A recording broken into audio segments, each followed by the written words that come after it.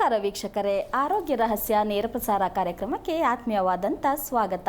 ಕಷ್ಟಗಳು ಹೆಚ್ಚಾದಂತೆ ಬುದ್ಧಿ ಚುರುಕಾಗಿ ಕೆಲಸ ಮಾಡುತ್ತದೆ ಅಂತ ಹೇಳ್ತಾ ಇವತ್ತಿನ ಕಾರ್ಯಕ್ರಮವನ್ನು ಪ್ರಾರಂಭ ಮಾಡೋಣ.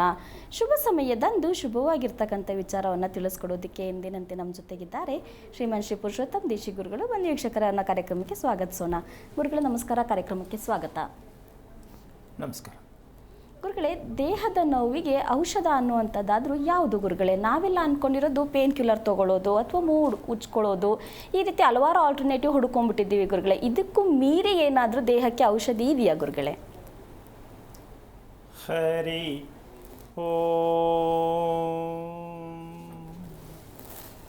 ಶ್ರೀ ಗುರುಭ್ಯೋ ನಮಃ. ಕಾರ್ಯಕ್ರಮ ಪ್ರಾರಂಭಕ್ಕಿಂತ ಮುಂಚೆ ಯಾರು ಗುರುಗಳು ಬೇರೆಯವ್ರು ಬಂದ್ಬಿಟ್ಟಿದ್ದಾರಾ ಅಂತ ಅನುಮಾನ ಆಗುವಂಥ ವಿಚಾರ ಬೇಡ ಅಂತ. ಯಾಕೆಂದರೆ AC ಫ್ಯಾನು ನಮಗೆ ದೂರ, ಒಬ್ರಿಗೆ ಬೇಕು ಒಬ್ರಿಗೆ ಬೇಡ. ಆ ಒಂದು ಕಾರಣದಿಂದಾಗಿ ಸ್ವಲ್ಪ ಬದಲಾವಣೆಯ ವಿಚಾರ ಇದು. ಯಾಕೆಂದರೆ ಇವರೇನಾ ಬೇರೆನಾ ಅನ್ನೋ ಮಟ್ಟಕ್ಕೆ ಆಗಬಾರ್ದು.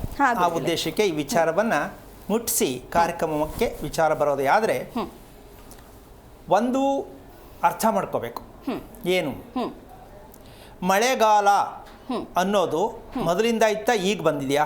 ಮೊದಲಿಂದ ಇತ್ತು ಗುರುಗಳೇ. ಸತ್ಯ ತಾನೇ? ಹೌದು, ನಿಜ. ಹಾಗಿರ್ಬೇಕಾದ್ರೆ ಈ ಮಳೆಗಾಲಕ್ಕೆ ಸಮಸ್ಯೆಯನ್ನು ಸರಿತೂಗ್ಸಕ್ ಆಗಿದೆಯಾ ನಮ್ಮ ಕೈಲಿ? ಮನೆ ಒಳಗಡೆ ನೀರು ಹೋಗ್ತಾ ಇದೆ, ಹೌದಾ? ಮನೆ ಒಳಗಡೆ ನೀರು ನುಗ್ತಾ ಇದೆ. ಇದು ನೆನ್ನೆದಲ್ಲ, ಹೌದು ಹೌದಾ? ಇದಕ್ಕೆ ಪರಿಹಾರ ಸಿಕ್ಕಿದೆಯಾ ಅಂತ ಕೇಳ್ತೀನಿ. ಇಲ್ಲ ಗುರುಗಳೇ. ಸಿಕ್ಕುತ್ತಾ? ಸಿಕ್ಕಿದೆಯಾ? ಇದೊಂದು ವರ್ಷನೇ ಅಲ್ಲ, ಮಳೆ ತಾನೆ ಬರ್ತಾನೆ ಇದೆ, ಮುಳುಗ್ತಾನೆ ಇದೆ, ಹೇಳ್ತಾನೆ ಇದ್ದಾರೆ, ನೋಟಿಸ್ ಕೊಡ್ತಾನೆ ಇದ್ದಾರೆ, ಅಂದರೆ ಎಲ್ರಿಗೂ ಎಚ್ಚರಿಕೆ ಕೊಡ್ತಾನೆ ಇದ್ದಾರೆ. ಆದರೆ ಈ ಸಮಸ್ಯೆಗೆ ಪರಿಹಾರ ಸಿಕ್ಕಿದೆಯಾ ಅನ್ನೋದನ್ನು ತಿಳ್ಕೊಂಡ್ರೆ ನಾವು ಬದುಕ್ತಾ ಇರೋದು ಎಷ್ಟು ಸತ್ಯ ಅಂತ ಅರ್ಥ ಆಗುತ್ತೆ. ಹೇಳಿದೆ ಅರ್ಥ ಆಯ್ತಾ? ಅರೆ ಇವತ್ತೊಂದಲ್ಲ ರೀ ಸಮಸ್ಯೆ, ಮನುಷ್ಯನ ಬದುಕಿನ ಸಮಸ್ಯೆ ತಲತಲಾಂತರದಿಂದನೂ ಬಂದಿದೆ. ಈ ಸಮಸ್ಯೆಗೆ ಪರಿಹಾರನೇ ಸಿಕ್ಕಿಲ್ಲ ಅನ್ನೋದಕ್ಕೆ ಉದಾಹರಣೆ ನಮ್ಮ ಬೆಂಗಳೂರು ಮುಳುಗಿರುವುದೇ ಇದಕ್ಕೆ ಸಾಕ್ಷಿ. ಸರ್ಕಾರನೋ ಮಿನಿಸ್ಟ್ರೋ ಇನ್ನೊಂದೋ ಅದು ಎರಡನೇ ವಿಷಯ. ಮನೆ ಕಟ್ಟಬೇಕಾದ್ರೆ ಈ ವಿಚಾರ ಜೊತೆ ಒಂದು ಮಾತು ಹೇಳ್ಬಿಡ್ತೀನಿ. ಮನೆ ಕಟ್ಟಬೇಕಾದ್ರೆ ನಮ್ಗೆ ಯಾರೂ ಸಹಾಯ ಮಾಡ್ತಾ ಇಲ್ಲ, ನಮ್ಮ ಬಗ್ಗೆ ಯಾರೂ ತಿರುಗಿ ನೋಡ್ತಾ ಇಲ್ಲ ಅಂತ ನಾವು ಹೇಳೋ ಬದಲು ನಾವೇನು ಮಾಡ್ಕೋಬೇಕಿತ್ತು? ಈ ಜಾಗದಲ್ಲಿ ಮನೆಯನ್ನು ಕಟ್ಟಿದರೆ ಪಕ್ಕದಲ್ಲಿ ರಾಜಕಾಲುವೆ ಇದೆಯಾ? ರಸ್ತೆ ಎತ್ತರ ಇದ್ದು ನಮ್ಮ ಸೈಟು ಕೆಳಗಡೆ ಇದೆಯಾ?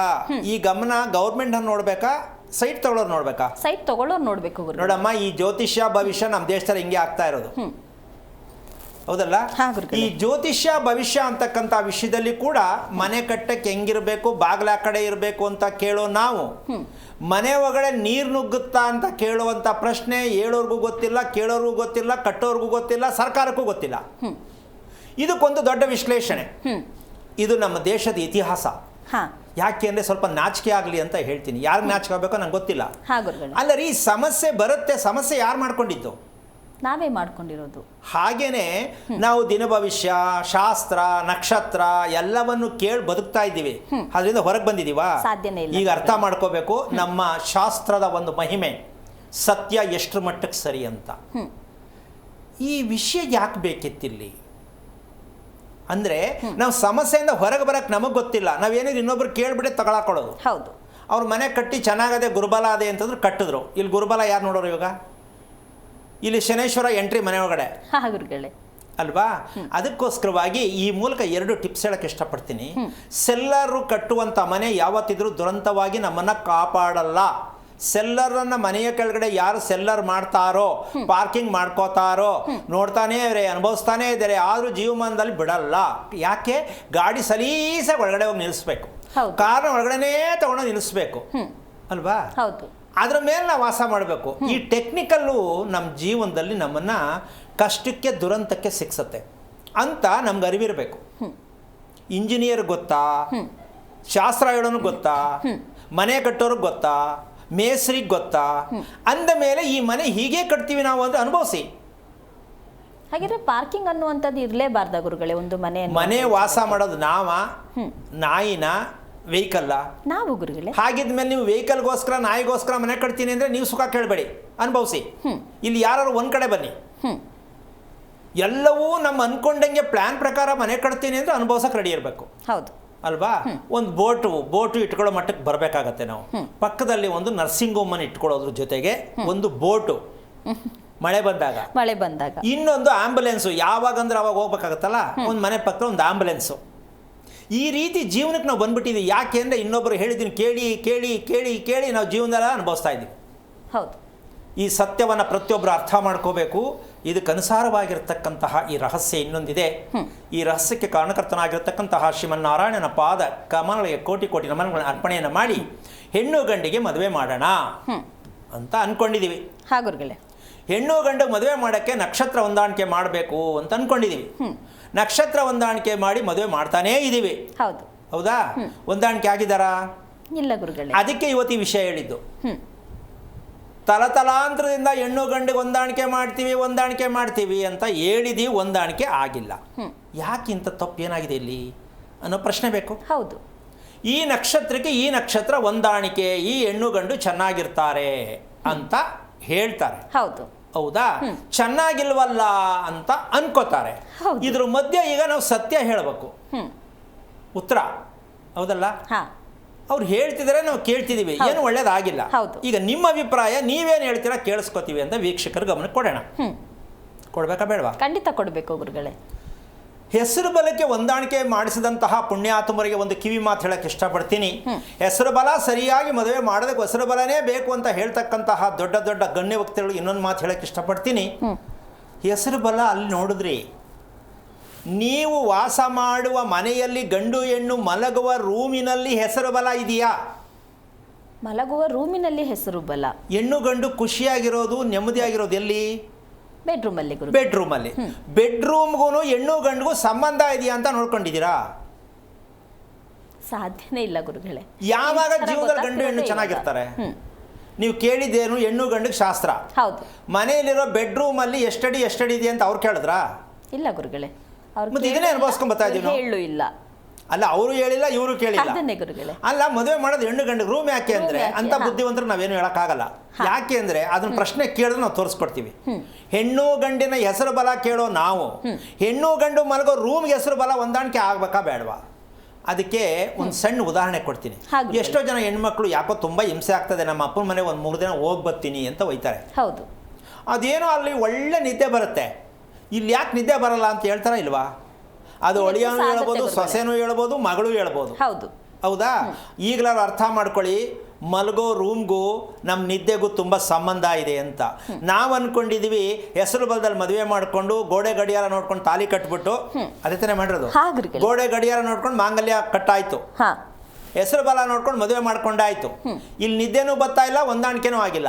ಯಾರನ್ನ ಕೇಳೋದು ಇವಾಗ? ನೋಡಮ್ಮ, ಇದು ನಮ್ಮ ದೇಶದ ಇತಿಹಾಸ. ಇದು ಇವತ್ತೊಂದು ನಿನ್ನೆದಲ್ಲ, ತಲತಲಾಂತರದಿಂದ ಹೀಗೆ ಮಾಡ್ಕೊಂಡು ಬಂದ ಮೇಲೆ ಬದುಕೋದು ಹೇಗೆ? ಜೀವನವೆಲ್ಲ ನೋವು.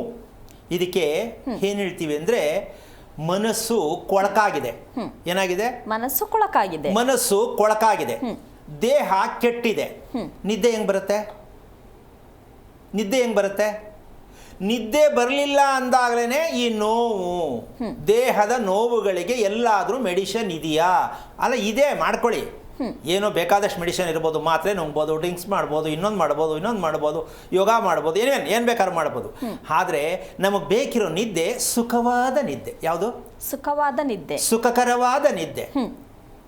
ಇದು ಹೇಳ್ಕೊಂಡಷ್ಟೇ ನಿದ್ದೆ ಬರ್ತಾ ಇಲ್ಲ, ಬರೋದೂ ಇಲ್ಲ. ಇದನ್ನ ಯಾರ ಹತ್ರ ಶಾಸ್ತ್ರ ಕೇಳೋದು? ಇದಕ್ಕೆಲ್ಲೂ ಶಾಸ್ತ್ರ ಇಲ್ಲ. ಅದಕ್ಕೂ ಹೇಳ್ತಾರೆ ಗ್ರಾಬಲ ಚೆನ್ನಾಗಿಲ್ಲ ನಿನಗೆ ಅಂತ, ಅಲ್ವಾ? ಅಂದರೆ ಯಾಕೆ ಇದನ್ನು ಒತ್ತಿ ಹೇಳ್ತಾ ಇದ್ದೀನಿ ಅಂತಂದರೆ, ನಮ್ಮ ಜೀವನಕ್ಕೂ ಶಾಸ್ತ್ರ, ದಿನ ಭವಿಷ್ಯ ಇವೆಲ್ಲವನ್ನು ನಂಬ್ಕೊಂಡು ನಾವು ಬದುಕ್ತಾ ಇದ್ದೀವಲ್ಲ, ಎಷ್ಟರ ಮಟ್ಟಕ್ಕೆ ಸರಿ ಇದು? ಏನಿದೆ ಇದ್ರಲ್ಲಿ ರಹಸ್ಯ ಅಂದರೆ, ಆಗಿರಬೇಕಾದ್ರೆ ನಾವೇ ಇದನ್ನು ಸತ್ಯವನ್ನು ಅರ್ಥ ಮಾಡ್ಕೋಬೇಕು ಅನ್ನೋ ಉದ್ದೇಶ ಅಷ್ಟೇ. ಈ ಸತ್ಯವನ್ನು, ಹೆಸರು ಬಲ, ಶಾಸ್ತ್ರ, ದಿನ ಭವಿಷ್ಯವನ್ನು ಕೇಳೋ ನಾವು ನಮಗೆ ಏನು ಗೊತ್ತಿದೆ ಅಂತಕ್ಕಂಥ ಅರ್ಥ ಮಾಡ್ಕೊಳ್ಳಿ ಅಂತ ಈ ವಿಚಾರವನ್ನು ಇವತ್ತು ಮುಂದೆ ಇಟ್ಟಿದ್ದೀನಿ. ಈಗ ಆ ರೂಮು, ಮಲಗುವ ಕೊಠಡಿ, ಹೊಸದಾದ ಹೆಣ್ಣು ಗಂಡು ಮಲಗುವ ರೂಮು ಹೇಗಿರಬೇಕು ಅಂದರೆ ಅಂದ ಚಂದ ನಾನು ಹೇಳ್ತಾ ಇಲ್ಲ. ಇಲ್ಲಿ ಅದಕ್ಕೆ ಬೇಕಾಗಿರೋದು ಏನಪ್ಪ ಅಂತಂದರೆ, ಕೊನೆ ಪಕ್ಷ ನಾವು ಒಂದನ್ನು ಮಾಡ್ಬೋದು. ಏನು? ಒಂದು ಮಲಗುವ ರೂಮಿನ ಒಂದು ವಿಚಾರವನ್ನು ಹೇಳ್ಬಿಡ್ತೀನಿ. ಅದು ಎಲ್ರಿಗೂ ಇರಬೇಕು ಅಂತಿಲ್ಲ, ಇಲ್ಲ ಅಂದರೆ ಏನು ಮಾಡೋಕ್ಕಾಗಲ್ಲ. ಒಂದು ಮಲಗೋ ರೂಮಿನ ಒಂದು ಅಳತೆ ಏನು ಪ್ರಮಾಣದಾಗ ಇರಬೇಕು ಅಂತ ಯಾಕೆ ಬೇಕು, ಅದೇನು ಅಳತೆನೇ ಇರಬೇಕಾ, ಅಳತೆ ಇಲ್ದಿರ ಆಗಲ್ವಾ ಅನ್ನೋ ಪ್ರಶ್ನೆ ಬರುತ್ತೆ. ಈ ಅಳತೆ ಯಾಕಿರಬೇಕು ಅಂತಂದರೆ, ಜಾಸ್ತಿ ತಾಪಮಾನದಲ್ಲಿ ಉಷ್ಣನೂ ಸೆಕೆ ಆಗಬಾರ್ದು ರೂಮಲ್ಲಿ, ನಂಬರ್ 1. ಅತಿ ಚಳಿನೂ ಆಗಬಾರದು. ಅದು ಬೆಡ್ರೂಮ್ಗೆ ಲಾಯಕ್ಕಾದಂಥ ಒಳ್ಳೆ ನಿದ್ದೆ ಮಾಡ್ತಕ್ಕಂಥ, ದೇಹದ ನೋವುಗಳನ್ನು ಶಮನ ಮಾಡ್ತಕ್ಕಂಥ ಮೊದಲನೇ ವಿಚಾರ. ಶೀತನೂ ಜಾಸ್ತಿ ಇರಬಾರ್ದು, ಉಷ್ಣನೂ ಜಾಸ್ತಿ ಇರಬಾರ್ದು ಅಂತ ರೂಮ್ ಎಷ್ಟಿರಬೇಕು, ಹೇಗಿರಬೇಕು ಅನ್ನೋ ಪ್ರಶ್ನೆ ಆಗತ್ತೆ. ಖಂಡಿತ ಹೌದು. ಅದಕ್ಕೆ ಅಂದಾಜಾಗಿ ಏನಿರ್ಬೋದು ಅಂತ ಹೇಳ್ಬೋಕಾಗುತ್ತಮ್ಮ. ಸಮತಟ್ಟವಾಗಿರಬೇಕು, ಶೀತ ಉಷ್ಣ, ಆ ರೀತಿ ರೂಮು ಎಷ್ಟು ಯಾವ ರೀತಿ ಇರಬೇಕು ಅಂತ ಹೇಳಿದ್ರೆ ಏನಾರು ಹೇಳೋಕ್ಕಾಗತ್ತಾ? ಒಂದು 15x15 ಇರ್ಬೋದಾ ಗುರುಗಳೇ? ಅಂದರೆ ಅದನ್ನು ಒಂದೇ ಮಾತಲ್ಲಿ ಹೇಳ್ಬೇಕಂದ್ರೆ ಎರಡೂ ಅಳತೆ ಒಂದೇ ಆಗಿರಬೇಕು. ಉದ್ದ ಅಗಲಗಳು ಎರಡೂ ಒಂದೇ ಅಳತೆ ಆಗಿದ್ದ ಈ ವಿಚಾರದಲ್ಲಿ ಆ ತಾಪಮಾನ ಹೆಣ್ಣು ಗಂಡಿಗೆ ಒಂದು ಖುಷಿ ಕೊಡ್ತಕ್ಕಂಥ ಮನಸ್ಥಿತಿ ಉತ್ಪತ್ತಿ ಆಗತ್ತೆ. ಎಲ್ಲಿದೆ ಇದು? ಯಾರು ಹೇಳಿದ್ರು? ಇದು ಯಾರು ಹೇಳಿದ್ದಾರೆ? ಎಲ್ಲಿ ಗೊತ್ತಿದೆ? ಇದು ರಹಸ್ಯ. ಇದು ಬೇಕು ಅಂತ ಬೇಡ ಅಂತಿಮ್ಮ? ಖಂಡಿತ ಬೇಕು ಗುರು. ಈಗ ಏನೇ ಆಗಲಿ ಮಲ್ಕೊಂಡ ತಕ್ಷಣ ಫ್ಯಾನ್ ಮೇಲೆ ನೋಡಬಾರ್ದು, ಚಳಿ ಆಗ್ತಾ ಇದೆ ಅಂತ ಹೇಳಬಾರ್ದು, ಕಂಫರ್ಟಬಲ್ ಆಗಿದೆಯಪ್ಪ ಅಂತ ಮಲಗಬೇಕು. ಹಾಗಿರ್ಬೇಕಾದ್ರೆ ಎಂಚಿನ ಮನೆನೋ ತಾರಸಿ ಮನೆನೋ ಅದನ್ನು ಹೇಳ್ತಾ ಇಲ್ಲ. ಆದರೆ ನಾವು ನೆಮ್ಮದಿಯಾಗಿ ಆರೋಗ್ಯ ಬರಬೇಕು ಅಂದರೆ ಒಳ್ಳೆ ನಿದ್ದೆ ಮಾಡಬೇಕು. ಹೌದು. ಈ ನಿದ್ದೆ ಮಾಡೋದಕ್ಕೆ ನಾವು ಮಲಗೋ ಜಾಗದ ಒಂದು ವಿಸ್ತೀರ್ಣತೆ ಎಷ್ಟಿದ್ರೆ ಶ್ರೇಷ್ಠವಾದ ಬೆಡ್ರೂಮ್ ಆಗತ್ತೆ ಅನ್ನೋ ಸತ್ಯ ತಿಳ್ಕೊಂಡ್ರೆ, ಮದುವೆ ಮಾಡ್ತಕ್ಕಂಥ ನಕ್ಷತ್ರ ಇಲ್ಲ ಅಂದ್ರೂ ಪರವಾಗಿಲ್ಲ, ಮುಹೂರ್ತ ನೋಡದೇ ಇದ್ರೂ ಪರವಾಗಿಲ್ಲ, ನೋಡ್ಕೊಂಡು ಮಾಡ್ಕೊಳ್ಳಿ, ಅದೆರಡನೇ ವಿಚಾರ. ಆದರೆ ಒಳ್ಳೆಯ ಸಮೃದ್ಧಿಯಾದ ಸುಖ ನಿದ್ದೆ ಮಾಡಬೇಕಂದ್ರೆ ನಮ್ಮ ಮಲಗುವ ರೂಮನ್ನು ಸ್ವಲ್ಪ ಹೆಸರು ಬಲ ಚೆಕ್ ಮಾಡೋದು ಬೇಡ, ಅಳತೆ ಚೆಕ್ ಮಾಡಿದ್ರೆ ಹೆಸರು ಬಲ ಅಲ್ಲೇ ಸಿಕ್ಕಿಬಿಡತ್ತೆ. ಯಾಕೆ ಅಂತಂದರೆ ನಾವು ಒಂದು ದಿನ ರಾತ್ರಿ ಮಲಗ್ತೀವಿ ಅಂದರೆ ಸತ್ತಿರ್ತೀವಿ, ಬೆಳಿಗ್ಗೆ ಹುಟ್ಟುತ್ತೀವಿ, ಹೌದಾ? ಪುನರ್ಜನ್ಮ ಎಲ್ಲೂ ಹೋಗಬೇಡರಿ, ಒಳ್ಳೆ ನಿದ್ದೆ ಮಾಡಿ ಬೆಳಿಗ್ಗೆ ಹುಟ್ಟು ತುಂಬ ಚೆನ್ನಾಗಿರುತ್ತೆ.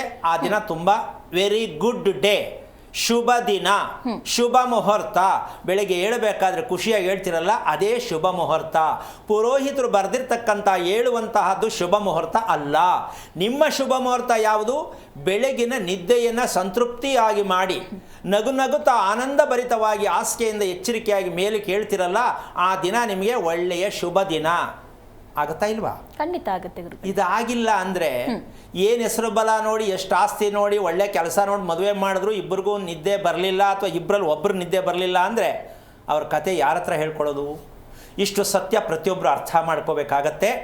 ಈಗ ಆ ರೀತಿ ಇರಬೇಕು ಇಲ್ಲ, ಅದಕ್ಕೇನು ಮಾಡಬೇಕು ಅಂತ ಆಲ್ಟ್ರೇಷನ್. ಹೌದು.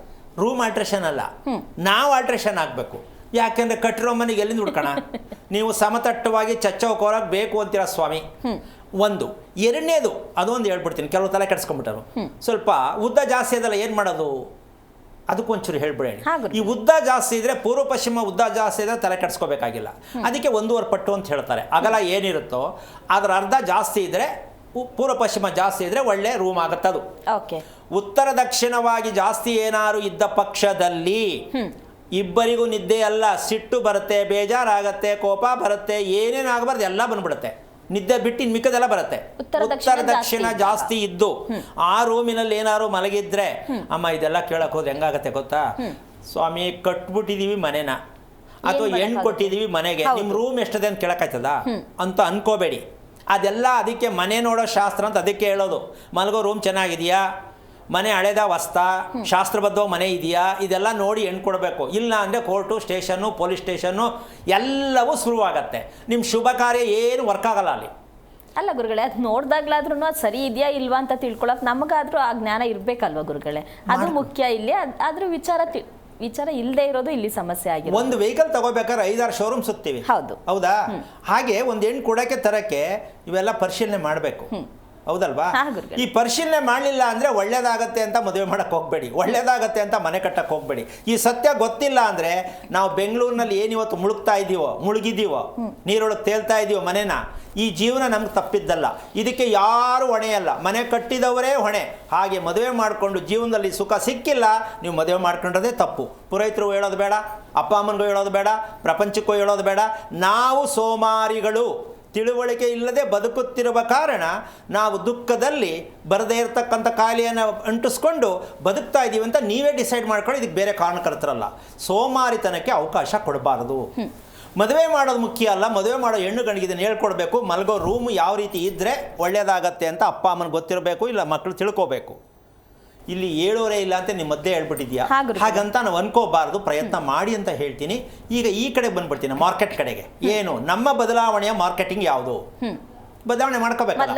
ಕರೆಕ್ಟಾಗಿ ರೂಮ್ ಸಿಕ್ಕಿಲ್ಲ, ಏನು ಮಾಡೋಕ್ಕಾಗತ್ತೆ? ನಮ್ಮ ಅಪ್ಪ ಕಟ್ಬಿಟ್ಟಿದ್ದಾರೆ.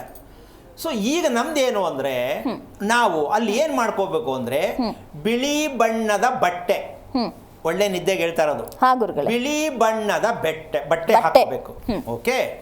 ಎರಡನೇದು, ಬಿಳಿ ಬಣ್ಣ ಇರುವಂಥ ಸುಣ್ಣ. ಇದು ಆಗಲ್ಲ ಅಂತ ದಯವಿಟ್ಟು ಅನ್ಕೋಬೇಡಿ. ನಿದ್ದೆ ಮಾಡಬೇಕು ಅಂದರೆ ಬೇಕು ಬಿಳಿ ಬಣ್ಣದ ಬಟ್ಟೆ, ಬಿಳಿ ಬಣ್ಣದ ಸುಣ್ಣ, ಆಯ್ತಾ, ಬಿಳಿ ಬಣ್ಣದ ಹಾಲು. ಇವು ಮೂರು ಒಂದು ಸ್ವಲ್ಪ ಕಾಂಬಿನೇಷನ್ ಮಾಡಿಕೊಂಡ್ರೆ ಮಲಗುವಾಗ ಸ್ವಲ್ಪ ನೆಮ್ಮದಿಯಾಗಿ ನಿದ್ದೆ ಮಾಡಿದ್ರೆ ದೇಹದಲ್ಲಿ ನೋವು ಕಮ್ಮಿ ಆಗತ್ತೆ.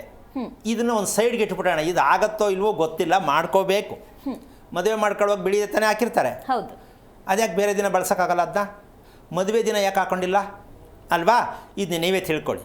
ಈಗ ನಾವು ದೊಡ್ಡ ಸಮಸ್ಯೆ ಮಾಡ್ಕೊಂಡಿರೋದು ಕಲರ್ ಕಾಫಿ ಟೀ ಕುಡಿತೀವಿ. ಯಾವಾಗ? ಸಾಯಂಕಾಲ 4 ಗಂಟೆ ಮೇಲೆ ಯಾರು ಕಲರ್ ಕಾಫಿ ಟೀ ಕುಡಿತಾರೆ ನಿದ್ದೆಗೆ ಗುಡ್ ಬೈ ಹೇಳಲೇಬೇಕು. ಇದು ದೇಹ ಒಪ್ಕೊಳ್ಳಲ್ಲ. ಕಲರ್ ಆಗಿರುವಂಥ ಕಾಫಿ ಇರ್ಬೋದು, ಟೀ ಇರ್ಬೋದು. ಇದು ಕಲರು ನಮ್ಮ ದೇಹ ಒಪ್ಕೊಳ್ಳಲ್ಲ. ಇದು ಮೊದಲನೇ ದೊಡ್ಡ ದುರಂತ ನಮ್ಮ ದೇಶದಲ್ಲಿ. ಯಾಕೆ ಗುರುಗಳೇ ಒಪ್ಕೊಳ್ಳ? ಕಾಫಿ ಟೀ ಸಾಯಂಕಾಲ ಇಲ್ಲ, ಸಂಜೆ ಟೈಮ್ ಇಲ್ಲ, ಇಲ್ಲವೇ ಇಲ್ಲ. ನಾವು ಮಾಡ್ಕೊಂಡು ಏನು ಮಾಡೋದು? ಸ್ವಲ್ಪ ಒಂಚೂರು ಕಾಫಿ ಕೊಟ್ಬಿಟ್ರೆ ನಾನು ಫ್ರೆಶ್ ಆಗಿಬಿಡ್ತೀನಿ ಅಲ್ವಾ? ಫ್ರೆಶ್ ಅಂದರೆ ಹುಚ್ಚಿಡ್ಕೊಂಡಿದೆ ಅಂತ ಅರ್ಥ. ಯಾರು ಕಾಫಿ ಟೀ ಫ್ರೆಶ್ ಆಗತ್ತೆ ಅಂತ ಕೇಳ್ತಾರೋ ಅದು ಒಂದು ಚಟ, ಒಂದು ಕೆಟ್ಟ ಅಭ್ಯಾಸ. ಇದನ್ನು ಕುಡಿಯೋದು ಯಾವಾಗ ಅಂದರೆ ಬೆಳಿಗಿನ ಸಮಯದಲ್ಲಿ ಒಂದು ಸಲ ಬಳಸಿದ್ರೆ ಸಾಯಂಕಾಲ ರಾತ್ರಿ ಮಲಗೋ ನಿದ್ದೆಗೆ ನೀವು ಅಡ್ವಾನ್ಸ್ ಬುಕ್ಕಿಂಗ್ ಮಾಡ್ದಂಗೆ. ಬೆಳಿಗ್ಗೆ ಕುಡಿಯೋ ಕಾಫಿ ಟೀ, ಅದು ಕಾಫಿ ಆಗ್ಬೋದು, ಟೀ ಆಗ್ಬೋದು, ನಿಮ್ಮ ಖುಷಿ. ಆ ಒಂದು ಗ್ಲಾಸ್ ಕುಡಿತಕ್ಕಂಥ ಕಾಫಿ ಟೀ ಅದು ದೊಡ್ಡ ಗ್ಲಾಸೋ ಚಿಕ್ಕ ಗ್ಲಾಸೋ ನಿಮ್ಗೆ ಸೇರಿದ್ದು, ಆಯಿತಾ? ಇಲ್ಲ ಸ್ವಾಮಿ ನಮ್ಮ ಕಾಫಿ ಟೀ ಬೇಡ ಬಿಳಿ ಹಾಲನ್ನೇ ನಂಬ್ಕೋತೀವಿ ಅಂದರೆ ಕಂಪ್ಲೀಟ್ ಸೈಡ್ಗೆ ಹಾಕ್ಬಿಡಿ. ಒಳ್ಳೆ ನಿದ್ದೆ ಹೇಗಿರುತ್ತೆ ಅಂದರೆ ಕೊಟ್ಟರೆ ಸಾಕಪ್ಪ ಜಾಗನ ಮಲ್ಕೊಂಡ್ಬಿಡ್ತೀನಿ ಆ ಮಟ್ಟಕ್ಕೆ ಇರುತ್ತೆ ಕಾಫಿ ಟೀ ದೂರ ಮಾಡಿದರೆ. ಇದ್ರ ಜೊತೆಗೆ ಕಲರ್ ಬಟ್ಟೆ ಹಾಕೊಂಡು ಮಲ್ಕೊಳ್ಳೋದು. ಗಂಡೊಂಥರ ಬಟ್ಟೆ, ಹೆಂಗಸ್ರೊಂಥರ ಬಟ್ಟೆ, ಅಲ್ಲೂ ಮ್ಯಾಚಿಂಗ್ ಇಲ್ಲ. ಹೆಸರು ಬಲ ಮ್ಯಾಚಿಂಗ್ ಮದುವೆ ಮಾಡಿಕೊಂಡು ಅಲ್ಲಿ ವಸ್ತ್ರ ಮ್ಯಾಚಿಂಗ್ ಆಗಿಲ್ಲ. ಯಾವುದೋ ಒಂದು ಅವ್ರು ಹಾಕಿರ್ತಾರೆ, ಯಾವುದೋ ಒಂದು ಇವ್ರು ಹಾಕಿರ್ತಾರೆ. ಅಂದ್ರೆ ಅವರಿಬ್ರು ಅಭಿರುಚಿ ಬೇರೆ ಬೇರೆ ಇರುತ್ತಲ್ಲ ಗುರುಗಳೇ, ಹಾಗಿದ್ಮೇಲೆ ಬೇರೆ ಬೇರೆನೇ ಹಾಕಿರ್ತಾರೆ. ಅಲ್ಲಿ ಈ ವಿಚಾರನ ನಾನು ಶಾಸ್ತ್ರ ಹೇಳೋದು ಕೇಳ್ತೀನಿ. ಬೇರೆ ಅಭಿರುಚಿ ಇದೆ ಅಂತ ಅಂದ ಮೇಲೆ ಅವ್ರಿಗೆ ಹೊಂದಾಣಿಕೆ ಹೆಂಗ್ ಮಾಡ್ತೀರಾ? ಗುರುಗಳೇ, ಎಲ್ಲಾಯ್ತು ಹೊಂದಾಣಿಕೆ? ಅದು ಸಾಧ್ಯನೇ ಇಲ್ಲ ಗುರು. ಮತ್ತೆ ಮದುವೆ ಯಾಕೆ ಮಾಡಿದ್ರಿ?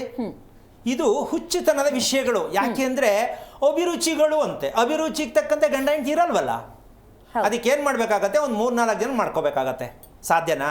ಆಗಲ್ಲ ಗುರು. ಯಾಕೆ ಅಂದ್ರೆ ಸ್ಟೈಲ ಓಡಾಡಕ್ಕೆ ಒಬ್ರು, ಒಳ್ಳೊಳ್ಳೆ ಹೋಟೆಲ್ ಕರ್ಕೊಂಡು ಹೋಗಕ್ಕೆ ಒಬ್ರು, ಸ್ವಿಮ್ಮಿಂಗ್ ಪೂಲ್ ಹೋಗಿ ಸ್ವಿಮ್ಮಿಂಗ್ ಮಾಡಕ್ಕೆ ಒಬ್ರು, ಹಿಂಗೆಲ್ಲ ಮದುವೆ ಮಾಡ್ಕೊಳಕ್ಕಾಗತ್ತಾ? ಸಾಧ್ಯನೇ ಇಲ್ಲ ಗುರುಗಳೇ. ಅಲ್ಲ, ಆ ರೇಂಜ್ಗೆ ಹೋಗ್ಬೇಕಾದ್ರೆ ನಾವು ಆ ರೇಂಜ್ಗೆ ಹೋಗ್ಬೇಕಾಗದು ಬದುಕಲ್ಲ ಅದು. ಇದು ವಿದೇಶದಲ್ಲ ವ್ಯಾಮೋಹ ಇರ್ತಕ್ಕಂಥ ಒಂದು ಕೆಟ್ಟ ಚಟ. ಇದು ನಮ್ಮ ದೇಶದಲ್ಲಿ ಒಂದು ಗಂಡು ಒಂದು ಹೆಣ್ಣು, ಇದು ಧರ್ಮ, ಇದು ಸತ್ಯ, ಇದು ದೇವರು. ಹೌದಲ್ಲ? ಅನುಕೂಲಕ್ಕೆ ತಕ್ಕಂತೆ ಅಭಿರುಚಿಗೆ ತಕ್ಕಂತೆ ನಾವು ಯಾವ ಕಾರಣಕ್ಕೂ ಬದುಕಕ್ಕಾಗಲ್ಲ. ಆ ಬದುಕನ್ನು ಹೇಗೆ ಮಾಡ್ಕೋಬೇಕಂದ್ರೆ ನಮ್ಮ ದೇಹದ ಅಭಿರುಚಿಯನ್ನು ನಾವು ಸರಿ ಮಾಡ್ಕೋಬೇಕು. ಇನ್ನೊಬ್ಬರ ಅಭಿರುಚಿಗೆ ತಕ್ಕಂತೆ ಹೆಣ್ಣು ಬದುಕಕ್ಕಾಗಲ್ಲ, ಗಂಡು ಬದುಕಕ್ಕಾಗಲ್ಲ. ಆ ಅಭಿರುಚಿಯನ್ನು ಒಂದೇ ರುಚಿಯನ್ನೇ ಮಾಡೋದಕ್ಕಂಥದ್ದಕ್ಕೆ ಮದುವೆ ಮಾಡೋದು. ನನಗೆ ಅದಿಷ್ಟ, ನನಗಿದಿಷ್ಟ, ಈ ಎರಡೂ ಇಷ್ಟ ಒಂದೇ ಇಷ್ಟ ಆಗೋದಕ್ಕೆ ಮದುವೆ ಮಾಡ್ತಕ್ಕಂಥದ್ದು. ಇದನ್ನು ಸಂಸ್ಕಾರ ಅಂತಾರೆ. ಹೆಣ್ಣನ್ನು ಗಂಡು ಸರಿ ಮಾಡ್ಕೋಬೇಕು, ಅದನ್ನು ತಿನ್ನಬಾರ್ದು, ಅದನ್ನು ತಿಂದರೆ ಈ ರೀತಿ ಇರುತ್ತೆ ಅಂತಕ್ಕಂಥದ್ದು ಒಂದು ವಿವರಣೆಯನ್ನು ಕೊಟ್ಟು ಅದಕ್ಕೆ ಬದಲಾವಣೆ ಮಾಡ್ತಕ್ಕಂಥ ಮಟ್ಟಕ್ಕೆ ಬಂದಾಗ ಈ ಇವರಿಬ್ಬರು ಒಂದೇ ರೀತಿ ಉಸಿರಾಡಬೇಕು. ಹೆಸರು ಬಲ ಎಲ್ಲಿ ಬರಬೇಕಾಗಿದ್ದು ವಿಚಾರದಲ್ಲಿ ಗಂಡು ಹೆಣ್ಣು ಚೆನ್ನಾಗಿರಬೇಕು, ಆರೋಗ್ಯವಾಗಿರಬೇಕು ಅಂದರೆ ಇಬ್ಬರ ಉಸಿರಾಟ ಒಂದೇ ರೀತಿಯಲ್ಲಿ ಇರಬೇಕು. ಎಷ್ಟೋ ಜನಕ್ಕೆ ಬೇಜಾರಾಗ್ಬೋದು. ಅಲ್ಲ, ಈ ಉಸಿರಾಟ ಒಂದೇ ಥರ ಇರಬೇಕು ಅಂದರೆ ಆ ಉಸಿರಾಟ ಒಂದೇ ಥರ ಇರಬೇಕಾದಾಗ ನಿಮ್ಮ ದಾಂಪತ್ಯ ಚೆನ್ನಾಗಿರುತ್ತೆ. ಕಾರಣ ಉಸಿರಾಟದ ಕ್ರಮವನ್ನು ಅರ್ಥ ಮಾಡ್ಕೊಂಡು ಮದುವೆ ಮಾಡ್ಕೋಬೇಕು ಅಂತ ಯಾವ ಶಾಸ್ತ್ರಗಾರರು ಭವಿಷ್ಯದಲ್ಲಿ ಹೇಳಿದ್ದಾರೆ? ಎದುರುಸಿರು ಬಿಡ್ತಕ್ಕಂಥ ಅವ್ರ ಜೊತೆಲಿ ಏನಾದ್ರು ಹೆಣ್ಣೋ ಗಂಡೋ ಇದ್ದರೆ ಅವ್ರು ಸತ್ರು ಅಂತಲೇ ಅರ್ಥ. ಎದುರುಸಿರು ಯಾವಾಗಲೂ ಉಸಿರು ಜಾಸ್ತಿ ಸ್ಪೀಡಾಗಿ ಹೋಗ್ತಾ ಇರ್ತದಲ್ಲ, ಅದು ಹೆಣ್ಣಿರಲಿ ಗಂಡಿರಲಿ ಅವ್ರ ಜೀವಮಾನದಲ್ಲಿ ಅಷ್ಟೇ ಕತೆ. ಅಂದ್ರೆ ಸ್ಪೀಡ್ ಜಾಸ್ತಿ ಆದಾಗ ಎದುರುಸಿರು ಬಂದೇ ಬರುತ್ತಲ್ವಾ ಗುರುಗಳೇ? ಆ ಎದುರುಸಿರು ಇದೆ ಅಂದ ಮೇಲೆ ಅವ್ರಿಗೆ ನಿದ್ದೆ ಇರಲ್ಲ, ಕ್ವಾಲಿಟಿ ಇರಲ್ಲ, ಆರೋಗ್ಯ ಇರಲ್ಲ, ನೀವೇನು ಮಾಡಿದ್ರು ಒಳ್ಳೇದಾಗಲ್ಲ. ಎದುರುಸಿರು ಬರಬಾರ್ದು. ದೀರ್ಘವಾದ ಉಸಿರಾಟ ಇರ್ತಕ್ಕಂಥದ್ದೇ ದೀರ್ಘವಾದ ದಾಂಪತ್ಯಗಳಾಗ್ತಾರೆ ಹೊರತು ಹೆದರುಸಿರು ಪಡ್ಕೊಳ್ತಕ್ಕಂಥವ್ರು ದಾಂಪತ್ಯ ಜಾಸ್ತಿ ದಿನ ಇರಲ್ಲ. ಅದು ಯಾವ ರೀತಿ ಬೇಕಾದ್ರೆ ಆಗ್ಬೋದು, ದೂರ ಆಗ್ಬೋದು, ಬಿಟ್ಟು ಹೋಗ್ಬೋದು, ಅಥವಾ ಪ್ರಪಂಚನೇ ಬಿಟ್ಟು ಹೋಗ್ಬೋದು. ಎದುರು ಉಸಿರಿನಲ್ಲಿ ಇರ್ತಕ್ಕಂಥವ್ರು ಯಾವ ಕಾರಣಕ್ಕೂ ಶಾಶ್ವತವಾದ ಅಂದರೆ ICU ಪೇಷಂಟ್ ಅಂತ ಹೇಳ್ಬೋದು. ಓಕೆ. ಮೆಟ್ಲತ್ತಾಗ ಜಾಸ್ತಿ ಜೋರಾಗಿ ನಡ್ಕೊಂಡು ಹೋದಾಗ ಹೆದರುಸಿರು ಯಾರಿಗೆ ಬರುತ್ತೆ ಅವ್ರ ಜೀವನದಲ್ಲಿ ಆರೋಗ್ಯದ ಬಗ್ಗೆ ಅಷ್ಟು ಚೆನ್ನಾಗಿರಲ್ಲ ಅಂತ ಸತ್ಯವನ್ನು ಅರ್ಥ ಮಾಡ್ಕೋಬೇಕು. ಅದಕ್ಕೋಸ್ಕರವಾಗಿ ಇಲ್ಲಿ ವಿಷಯ ಏನಕ್ಕೆ ಬರುತ್ತೆ ಅಂತಕ್ಕಂತಹ ಒಂದು ಲೆಕ್ಕಾಚಾರಕ್ಕೆ ಬಂದಾಗ, ಬಿಳಿ ಬಣ್ಣದ ಬಟ್ಟೆ ರಾತ್ರಿ ಮಲಗುವ ಸಮಯದಲ್ಲಿ ಗಂಡು ಹೆಣ್ಣು ಬಳಸೋದು ಏನು ದೊಡ್ಡ ವಿಚಾರ ಅಲ್ಲ. ಬಳಸಕ್ಕಾಗತ್ತೆ ಅಂತ ಆಗಲ್ಲ ಗುರುಗಳೇ, ಖಂಡಿತ ಆಗತ್ತೆ ಅಲ್ವಾ? ಇದನ್ನ ಈ ರೀತಿ ಅಭ್ಯಾಸ ಮಾಡಿಕೊಳ್ಳುವಂತಹ ಲೆಕ್ಕಾಚಾರಕ್ಕೆ ಬಂದಾಗ ಏನಪ್ಪ ಅದು, ಈ ಬಿಳಿ ಬಟ್ಟೆ ರಹಸ್ಯವನ್ನ ರಾತ್ರಿ 9 ಗಂಟೆ, ಬೆಳಿಗ್ಗೆ 5:30 ಗಂಟೆ ಈ ಎರಡೂ ಸಮಯದಲ್ಲಿ ಹೆಣ್ಣು ಗಂಡು ಬಿಳಿ ವಸ್ತ್ರಗಳನ್ನು ಬಳಸ್ತಕ್ಕಂಥ ವಿಧಾನ. ಬೆಳಗ್ಗೆ ಎದ್ದು ಇಬ್ಬರು ಏಕಕಾಲದಲ್ಲಿ ಸೂರ್ಯ ದರ್ಶನ ಮಾಡ್ತಕ್ಕಂಥ ಸಮಯದಲ್ಲಿ ಬಿಳಿ ವಸ್ತ್ರಗಳನ್ನು ದಂಪತಿಗಳು ಹಾಕ್ಕೊಂಡಿದ್ದಾಗ ಅವರಿಗೆ ಉದಯ ಸೂರ್ಯನ ನೋಡಿದಾಗ ಅವರ ಮನಸ್ಥಿತಿ, ಆರೋಗ್ಯ ಸ್ಥಿತಿ ತುಂಬ ಪರಿವರ್ತನೆ ಆಗ್ತಾ ಹೋಗುತ್ತೆ. ಇಲ್ಲಿ ಬಿಳಿ ಬಟ್ಟೆನೇ ಯಾಕೆ ಧರಿಸ್ಬೇಕು ಗುರುಗಳೇ? ಆ ಒಂದು ಪರ್ಟಿಕ್ಯುಲರ್ ಕಲರ್ ಯಾಕೆ ಅನ್ನೋದು ಡಾಕ್ಟ್ರು ಏನಕ್ಕೆ ಹಾಕೋತಾರೆ ಬಿಳಿದು? ಡಾಕ್ಟ್ರು ಬಿಳಿ ಬಟ್ಟೆ ಏನಕ್ಕೆ ಹಾಕೋತಾರೆ? ಶಾಂತಿಯ ಸಂಕೇತ ಅಂತ. ಅಂದ್ರೆ ಬಿಳಿ ವರ್ಣ ಯಾವ ಕಾರಣಕ್ಕೂ ಎಲ್ಲರಿಗೂ ದೇವರನ್ನಾಗಿ ಮಾಡುವಂತ ಒಂದು ಶಕ್ತಿಯನ್ನ ಕೊಡುತ್ತೆ. ಜೊತೆಗೆ ಮದುವೆ ಮಾಡಬೇಕಾದ್ರೆ ಚಂದ್ರನ ಮೂಲಕನೇ ನಾವು ನೋಡೋದು, ಹೌದಾ? ಮನೆ ಕಟ್ಟಬೇಕಾದ್ರೂ ಚಂದ್ರನ ಬಳಸನೆ ಮನೆ ಕಟ್ಟೋದು. ಗಂಡು ಹೆಣ್ಣು ಮದುವೆ ಮಾಡಬೇಕಾದ್ರೂ ಚಂದ್ರನ ನೋಡೇ ಮದುವೆ ಮಾಡೋದು. ಹಾಗಿರ್ಬೇಕಾದ್ರೆ ಚಂದ್ರ ಯಾವ ವರ್ಣದಲ್ಲಿದ್ದಾನೆ, ಪೌರ್ಣಮಿ ಚಂದ್ರ ನೋಡೋದು ಎಷ್ಟು ಖುಷಿ ಆಗತ್ತೆ. ಹಾಗೆ ಬಿಳಿ ಬಟ್ಟೆ ಹಾಕೊಳ್ಳಿ ಅಂತ ಹನಿಮೂನ್ ಅಂತಾರಲ್ಲ, ಈ ಬಿಳಿ ಬಟ್ಟೆ ಹಾಕೊಂಡ್ರೆ ಹನಿಮೂನ್ ಟೇಸ್ಟ್. ಅಯ್ಯೋ ಏನೋ ಒಂದು ಖುಷಿ. ಗಂಡನಿಗೆ ಹೆಂಡತಿ ನೋಡಿದ್ರೆ ಖುಷಿ, ಹೆಂಡತಿ ಗಂಡನ ನೋಡಿದ್ರೆ ಖುಷಿ. ಬೇಕಾ ಬೇಡ? ಖಂಡಿತ ಬೇಕು ಗುರುಗಳೇ. ಕಾಸು ಕೊಟ್ಬಿಟ್ಟು ಎಷ್ಟೋ ದೂರ ಹನಿಮೂನ್ ಮಾಡ್ಕೊಳ್ಳೋದಲ್ಲ, ನಿಮ್ಮ ಮನೆಯನ್ನೇ ಹನಿಮೂನ್ ಥರ ಮಾಡ್ಕೊಳ್ಳಿ. ಖುಷಿಯಾಗಿರಿ, ನೆಮ್ಮದಿಯಾಗಿರಿ. ಈ 9 ಗಂಟೆ ಸಮಯದಲ್ಲಿ ಸಂಜೆ ಚಂದ್ರನನ್ನು ನೋಡಿ ಊಟ ಮಾಡ್ತಕ್ಕಂಥ ಅಭ್ಯಾಸದಿಂದ ಶುರು ಆಗಬೇಕು. ಸಂಜೆ ಅಂದರೆ ರಾತ್ರಿಗೆ ನಿದ್ದೆಗೆ ದೇಹವನ್ನು ಹೇಗೆ ರೆಡಿ ಮಾಡ್ಕೋಬೇಕು ಅನ್ನೋದು ವಿಷಯ ಹೇಳ್ತಾ ಇರೋದು ನಾನು. ಈ ಪ್ರಶ್ನೆ ಎಲ್ಲರೂ ಇದೆಯೇನಮ್ಮ? ದೇಹವನ್ನ ನಿದ್ದೆಗಾಗಿ ಯಾವ ರೀತಿ ಸಿದ್ಧಪಡಿಸಿಕೊಂಡಿದ್ದೀರಿ ಪ್ರಶ್ನೆ ಇದೆಯಾ? ಉತ್ತರ ಇಲ್ಲ ಗುರುಗಳೇ. ಮಲ್ಕೊಂಡ ತಕ್ಷಣ ನಿದ್ದೆ ಬರುತ್ತೆ, ನಿದ್ದೆ ಬರೋರಿಗೆ ಹೇಳ್ತಿರೋದು ನಾನು. ಮಲ್ಕೊಂಡ ತಕ್ಷಣ ನಿದ್ದೆ ಬರುತ್ತೆ, ಮಲ್ಕೋತೀವಿ ಅಷ್ಟೇ ಗೊತ್ತು ಗುರುಗಳೇ. ಈ ಆಧುನಿಕ ಪ್ರಪಂಚದಲ್ಲಿ ಮಲ್ಕೊಂಡ ತಕ್ಷಣ ನಿದ್ದೆ ಬರುತ್ತೆ ಅಂದ್ರೆ ಅದು ನಿದ್ದೆನೂ ಅಲ್ಲ. ಅಂದ್ರೆ ಆ ನಿದ್ದೆ ಹೆಸರು ಗೊತ್ತಿದ್ದಾಗ ನಿದ್ದೆ ಹೇಳ್ಬೋದು. ಸುಖ ನಿದ್ದೆ ಆದಾಗ ಬೆಳಿಗ್ಗೆ ಎದ್ದಾಗ ಯಾರ ಸಹಾಯವೂ ಇಲ್ಲದೆ ಟಕ್ ಅಂತ 4 ಗಂಟೆ 4:15 ಹೇಳ್ತಾರಲ್ಲ, ಅವ್ರಿಗೆ ಹೇಳ್ಬೋದು. ಇಲ್ಲಿ ಬೆಳಗ್ಗೆ ಹೇಳೋದೇ ಡೌಟು, ಎಷ್ಟೊತ್ತು ಕೇಳ್ತೀನೋ, ಯಾವಾಗ ಎಚ್ಚರ ಆಗುತ್ತೋ, ಈ ರೀತಿ ಅನುಭವಿಸ್ತಾ ಇರತಕ್ಕಂಥವ್ರಿಗೆ ದೇಹದಲ್ಲಿ ನೋವು ಏನೆಲ್ಲ ಇರಬಾರ್ದು ಎಲ್ಲವೂ ಕೂಡ ಇರುತ್ತೆ. ಇದಕ್ಕೆ ಕಾರಣ ಸುಖ ನಿದ್ದೆಯ ಒಂದು ನಾವು ಅನುಭವಿಸ್ತಾ ಇರತಕ್ಕಂಥ ಒಂದು ಸೋಲಿನ ವಿಚಾರ. ನಮಗೆ ಬೇಕಾಗಿರೋದು ಸುಖ ನಿದ್ದೆ. ನಾವು ಮಾಡ್ತಾ ಇರೋದು ಬೇಡದೇ ಇರೋ ನಿದ್ದೆ, ಬಲವಂತದ ನಿದ್ದೆ. ಬರ್ತಾ ಇಲ್ವಲ್ಲ ನಿದ್ದೆ, ಏನು ಮಾಡೋದು? ಈ ರೀತಿಯಾಗಿ ಇರ್ತಕ್ಕಂಥ ಆಲೋಚನೆಗಳನ್ನು ನಾವು, ಕೆಲವರು ಹೇಳ್ತಾರೆ ಏನು ಯೋಚನೆ ಮಾಡಬೇಡ, ನೆಮ್ಮದಿಯಾಗಿ ಮಲಕ್ಕೋ ನಿದ್ದೆ ಬರ್ತದೆ, ಕಣ್ಣು ಮುಚ್ಕೋ ನಿದ್ದೆ ಬರ್ತದೆ, ಲೈಟ್ ಆಫ್ ಮಾಡು ನಿದ್ದೆ ಬರ್ತದೆ. ಇದೆಲ್ಲ ಹೇಳಕ್ಕೆ ಕೇಳಕ್ಕಷ್ಟೇ ಹೊರತು ಕೇಳಿಸ್ಕೊಂಡು ನಿದ್ದೆ ಮಾಡೋಕ್ಕಾಗಲ್ಲ. ನಿದ್ದೆ ಬರಬೇಕು. 11 ಗಂಟೆ ಆಯಿತು, ಯಾಕೆ ನಿದ್ದೆ ಬಂದಿಲ್ಲ? ಇದಕ್ಕೆಲ್ಲ ಹೋರಾಟ ಏನು ಅಂತಂದರೆ, ನಾವು ನಮ್ಮ ದೇಹವನ್ನು ನಿದ್ದೆಗೋಸ್ಕರವಾಗಿ ಸಿದ್ಧತೆ ಮಾಡ್ಕೊಳ್ಳೋದು ಯಾರಿಗೂ ಬಂದಿಲ್ಲ, ತಂದೆ ತಾಯಿಗೆ ಬಂದಿಲ್ಲ. ಆ ನೋವಿನಲ್ಲಿ ಹುಟ್ಟುವ ಮಗು ನೋವಿನಲ್ಲೇ ಮಗು ಹುಟ್ಟುತ್ತೆ. ಇನ್ನು ಶಾಸ್ತ್ರ ಕೇಳೋಕೆ ಹೋಗ್ತಾರೆ, ನನ್ನ ಮಗ ಯಾಕೋ ಮೊದಲಿಂದ ಹುಟ್ಟುತ್ತಾವಿಂದ ಹುಷಾರಿಲ್ಲ ಅಂತ, ಮದುವೆ ಮಾಡ್ಕೊಂಡುತ್ತಾವಿಂದ ನಾವು ಗಂಡ ಹೆಂಡತಿ ಹುಷಾರೇ ಇಲ್ಲ ಅಂತ. ಇಲ್ಲ ಹೆಂಡತಿ ಕೇಳ್ಬೋದು, ಇಲ್ಲ ಗಂಡ ಕೇಳ್ಬೋದು. ಈ ಹುಷಾರಿಲ್ಲ, ಅನಾರೋಗ್ಯ ಇದೆ, ದುಃಖ ಬರ್ತಾ ಇದೆ, ಯಾವುದು ಸುಖ ಸಿಕ್ಕಿಲ್ಲ ಅಂತ ಎಷ್ಟು ಜನನ ನೀವು ಮದುವೆ ಮಾಡ್ಕೊಂಡವ್ರು ಕೇಳಿ. ಯಾರೇ ಆದರೂ ತುಂಬ ನೆಮ್ಮದಿಯಾಗಿ ಲೈಫ್ ಎಂಜಾಯ್ ಮಾಡ್ಕೊಂಡು ಸಂಸಾರ ಮಾಡಿದ್ದೀನಿ ಅಂತ ಯಾರು ಇದ್ದರೆ ಒಂದು 2-3 ಜನ ಸಿಗಬಹುದೇನೋ ಅಂತ ಅನ್ಕೋತೀನಿ. ಮಿಕ್ಕದವರೆಲ್ಲ ಸಮಸ್ಯೆಯಲ್ಲೇ ಅನುಭವಿಸ್ತಾ ಇದ್ದಾರೆ. ದೇವ್ರುಗಳು ಮಾಡ್ತಾನೇ ಇದ್ದಾರೆ, ಶಾಸ್ತ್ರ ಕೇಳ್ತಾನೇ ಇದ್ದಾರೆ, ಕೇಳ್ಬಿಟ್ಟೇ ಮದುವೆ ಮಾಡ್ಕೊಂಡಿದ್ದಾರೆ. ಆದರೂ ಅಕೌಂಟ್ ಅಂತೂ ಓಪನ್ ಆಗೇ ಇಲ್ಲ. ಈ ಒಂದು ಮೋಸದ ಜೀವನ ನಾವು ಮಾಡ್ಕೋಬಾರ್ದು. ಅದಕ್ಕೋಸ್ಕರವಾಗಿ ಈ ಒಂದು ಹಾಕಿರ್ತಕ್ಕಂಥ ಬಟ್ಟೆಯಿಂದ ಮತ್ತೆ ಮನೆಗೆ ಹಾಕ್ತಕ್ಕಂಥ ಬೆಡ್ರೂಮಲ್ಲಿ ಇರ್ತಕ್ಕಂಥ ಬಣ್ಣದಿಂದ ಎಷ್ಟು ಒಂದು ಸಂತೋಷ ಆಗತ್ತೆ ಅಂತ ಇವತ್ತೇ ಬೇಕಾದ್ರೆ ಪ್ರಯತ್ನ ಮಾಡಬಹುದು. ಇನ್ನೋ ಹೊಸ ಲೋಕಕ್ಕೆ ಹೋಗಿದ್ದೀವಿ ನಾವು ಅಂತ ಖುಷಿ ಯಾವಾಗ ಹೆಣ್ಣು ಗಂಡ ಬರುತ್ತೆ, ಒಳ್ಳೆ ನಿದ್ದೆ ಬರುತ್ತೆ. ಆದರೆ ಇವತ್ತೇ ಬಂದ್ಬಿಡ್ಬೇಕು ಪೂರ್ತಿ ನಿದ್ದೆ ಬರಬಹುದೇನೋ, ಆದರೆ ಪ್ರಯತ್ನ ಮಾಡ್ತಾ ಹೋದಾಗ ಮನಸ್ಸು ಹೊಂದಾಣಿಕೆ ಆದಾಗ ನಿದ್ದೆ ಬರೋದಕ್ಕೆ ಪ್ರಯತ್ನ ಮಾಡಿ. ಈ 9 ಗಂಟೆ ರಹಸ್ಯ ಏನು ಅಂತ ಬೆಳಗಿಂದು ಉದಯ ಸೂರ್ಯನ ವಿಚಾರ ಹೇಳಿದೆ. ಈ 9 ಗಂಟೆ ರಹಸ್ಯ ತುಂಬಾ ವಿಭಿನ್ನವಾಗಿರುವಂಥ ಸಾಧ್ಯ. ಏನದು? ಚಂದ್ರೋದಯವನ್ನು ನೋಡಿ ಊಟ ಮಾಡಿದಾಗ ನಾವು ಮಲಗುವಂತಹ ಸಮಯ 9 ಅಂತಕ್ಕಂಥದ್ದು ಲೆಕ್ಕ ಹಾಕೊಂಡ್ರೆ ನವಗ್ರಹಗಳು ನಮಗೆ ದೋಷ ಇದೆ, ಈ ಗ್ರಹ ನಿನಗೆ ಈ ದೋಷ ಇದೆ, ಚಂದ್ರ ವರೆ ಇದೆ, ರಾಹು ದೋಷ ಇದೆ, ಕುಜ ದೋಷ ಇದೆ, ಈ ವರ್ಣನೆ ಮಾಡ್ತಾರಲ್ಲಮ್ಮ, ಈ ಗ್ರಹಗಳೆಲ್ಲ ನಿದ್ದೆ ಒಳಗಡೆನೆ ಇರೋದು. ಗ್ರಹಗಳೆಲ್ಲ ನಿದ್ದೆ ಒಳಗಡೆನೆ ಇರೋದು. ನಿಮಗೆ ದಶಾಭುಕ್ತಿ ನಡೀತಾ ಇದೆ, ಈಗ ನೆಕ್ಸ್ಟ್ ಈಗ ಬರುತ್ತೆ, ಈಗ ಹೋಗಿದೆ, ಇದೆಲ್ಲವೂ ಎಲ್ಲಾ ಗ್ರಹಗಳ ಸಮೂಹ ಇರ್ತಕ್ಕಂಥದ್ದೇ ನಾವು ಮಾಡುವ ನಿದ್ದೆಯಲ್ಲಿದೆಯೇ ವಿನಃ ಗ್ರಹಗಳು ಇರ್ತಕ್ಕಂಥದ್ದು ನಮಗೆ ತೊಂದರೆ ಕೊಡ್ತಕ್ಕಂಥದ್ದು ಸುಳ್ಳಿನ ವಿಚಾರ. ಸುಳ್ಳಿನ ವಿಚಾರ. ಯಾಕೆ ಅಂದ್ರೆ ಗ್ರಹಗಳು ಅಂತಕ್ಕಂಥದ್ದು ಭಯವನ್ನ ಉಂಟು ಮಾಡುತ್ತೆ. ಮನುಷ್ಯನಿಗೆ ಆಗ್ಲಿ ಚಿಕ್ಕ ಹುಡುಗನಿಗೆ ಆಗ್ಲಿ ಭಯ ಬರುತ್ತೆ. ಎಕ್ಸಾಮ್ ಹೋಗ್ಬೇಕಾದ್ರೆ ಮಗು ಭಯ ಬಿಡತ್ತೆ. ಯಾಕೆ? ಸಿದ್ಧತೆ ಇಲ್ಲ. ಸಿದ್ಧತೆ ಇಲ್ಲದ ಮಗುವಿಗೆ ಎಕ್ಸಾಮ್ಗೆ ಹೋಗಿ ಭಯ ಆಗತ್ತೆ. ಖಂಡಿತ ಗುರುಗಳೇ. ಗಂಡ ಹೆಂಡತಿಗೆ ಭಯ ಇರುತ್ತೆ, ನನ್ನ ಗಂಡ ಹೆಂಗೋ ನನ್ನ ಹೆಂಡತಿ ಹೆಂಗೋ. ಯಾಕೆ ಭಯ? ಕರೆಕ್ಟ್ ನಿದ್ದೆ ಇಲ್ಲ. ಒಪ್ಕೋಬೋದಲ್ಲ? ಹಾಗಿರ್ಬೇಕಾದ್ರೆ ನಿದ್ದೆ ಇಲ್ತಕ್ಕಂತಹ ಒಂದು ವಿಚಾರದಲ್ಲಿ ನಿಮಗೆ ಎಲ್ಲಾ ತರದ ರೋಗಗಳು ಭಯ ಉತ್ಪತ್ತಿ ಆಗೇ ಆಗತ್ತೆ. ಇದನ್ನ ನಾವು ಔಷಧಿ ಮೂಲಕ ಸರಿ ಮಾಡ್ಕೋಬೇಕಾ? ಒಂದು. ಎರಡನೇದು ನಾವೇ ತಿಳ್ಕೋಬೇಕಾ, ನೀವೇ ತೀರ್ಮಾನ ಮಾಡ್ಕೋಬೇಕು ಅಲ್ವಾ? ಈ ತೀರ್ಮಾನ ಅಂತ ಮಾಡ್ತಕ್ಕಂಥ ವಿಚಾರ ಇದೆಯಲ್ಲ, ಇದು ನಮ್ಮಿಂದ ಆಗತ್ತಾ? ತುಂಬ ಕಷ್ಟ ಇದೆ. ಯಾಕೆಂದ್ರೆ ನಾನು ರಾತ್ರಿ ಬರೋದೇ 10 ಗಂಟೆ ಅಂತ ಒಬ್ರು ಅಂತಾರೆ. ಹೌದು. ಅದಕ್ಕೋಸ್ಕರವಾಗಿ ನೆಮ್ಮದಿ ಬೇಕು, ಆರೋಗ್ಯ ಬೇಕು ಅಂದರೆ ಇದಕ್ಕೆಲ್ಲ ನಾವು ಆದಷ್ಟು ಮಟ್ಟಿಗೆ ಸಿದ್ಧತೆ ಮಾಡಿಕೊಂಡು ಕಟ್ ಮಾಡ್ಕೋಬೇಕು. ಏನು ಈ ಸಮಯ ನಾನು ಬಳಸ್ಕೊಂಡ್ರೆ ನನ್ನ ಕೆಲಸಕ್ಕೆ ತೊಂದರೆ ಆಗುತ್ತಾ? ಅದಕ್ಕೆ ಬೇರೆ ಆಲ್ಟ್ರೇಷನ್ ಇದೆಯಾ? ಏನಾದ್ರು ಪರಿವರ್ತನೆ ಮಾಡ್ಕೋಬೋದಾ? ಇದೆಲ್ಲ ಒಂದು ಡಿಸೈಡ್ ಮಾಡ್ಕೊಳ್ಳಿ. ಅಥವಾ ಕೆಲಸ ಆಗೋದೇ ಇಲ್ಲ ಅಂದರೆ ಕೆಲಸಕ್ಕೆ ಗುಡ್ ಬೈ ಹೇಳಿ.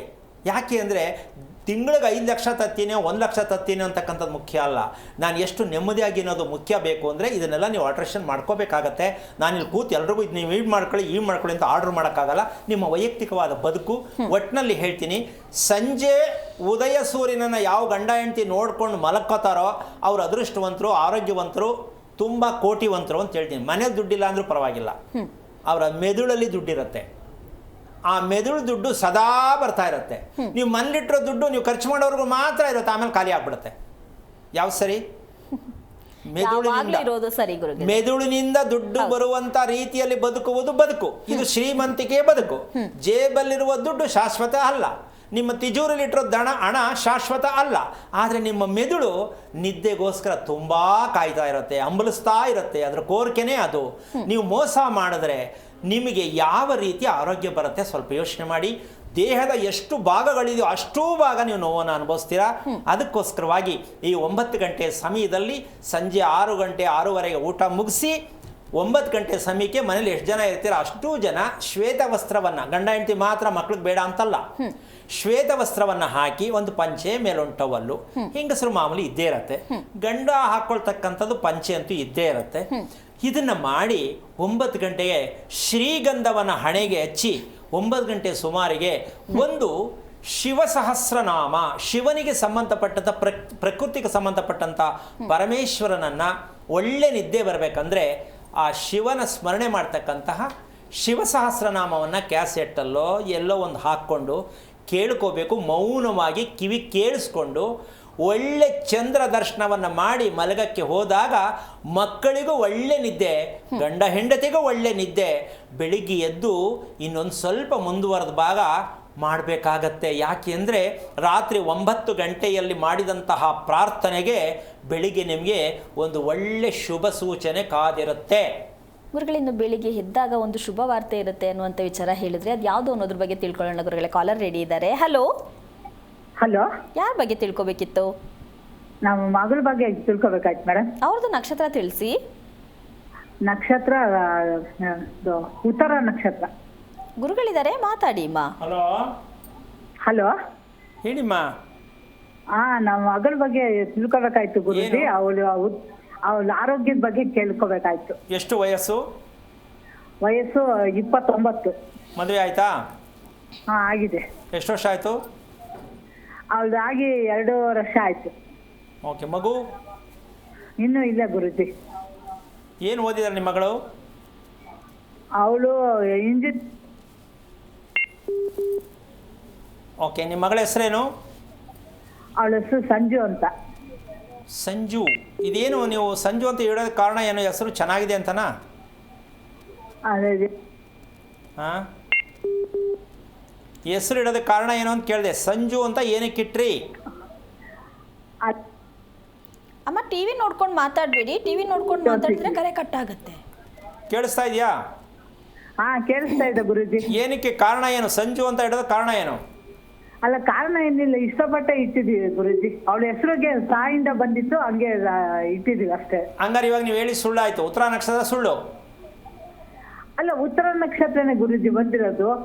ಅಲ್ಲ ತಾಯಿ, ದಯವಿಟ್ಟು ನೀವು ಸ್ವಲ್ಪ ಅರ್ಥ ಮಾಡ್ಕೊಂಡು ಮಾತಾಡಿ. ಉತ್ತರ ನಕ್ಷತ್ರಕ್ಕೆ ಸಂಜು ಅಂತ ಹೆಂಗೆ ಬರುತ್ತೆ ತಾಯಿ? ಯಾರನ್ನ ದಯವಿಟ್ಟು ಕೇಳಿ ಹೋಗಿ.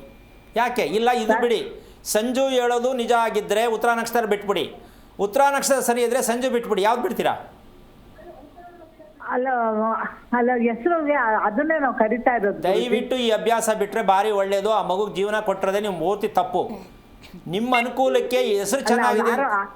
ಅವಳ ಆರೋಗ್ಯದ ಬಗ್ಗೆ ಕೇಳ್ಬೇಕಾಯ್ತು ಗುರುಜಿ. ನಾನು ಹೇಳಿದ್ದು ನಿಮ್ಗೆ ಉತ್ತರನೇ ಕೊಡ್ತಾ ಇಲ್ಲ. ಆರೋಗ್ಯ ಎಲ್ಲಿ ಬಂದ್ಬಿಡುತ್ತೆ? ನೀವು ತಗೊಂಡಾಗ ಜೀವನ ಪರ್ಯಂತ ಯೋಚನೆ ಮಾಡ್ಕೊಂಡು ಮಾಡುವಂಥ ಹೆಸರಿಟ್ಬಿಟ್ಟು ಸಂಜು ಅಂತ ಹೆಂಗಮ್ಮ ಚೆನ್ನಾಗಿರುತ್ತೆ ಹುಡುಗಿ?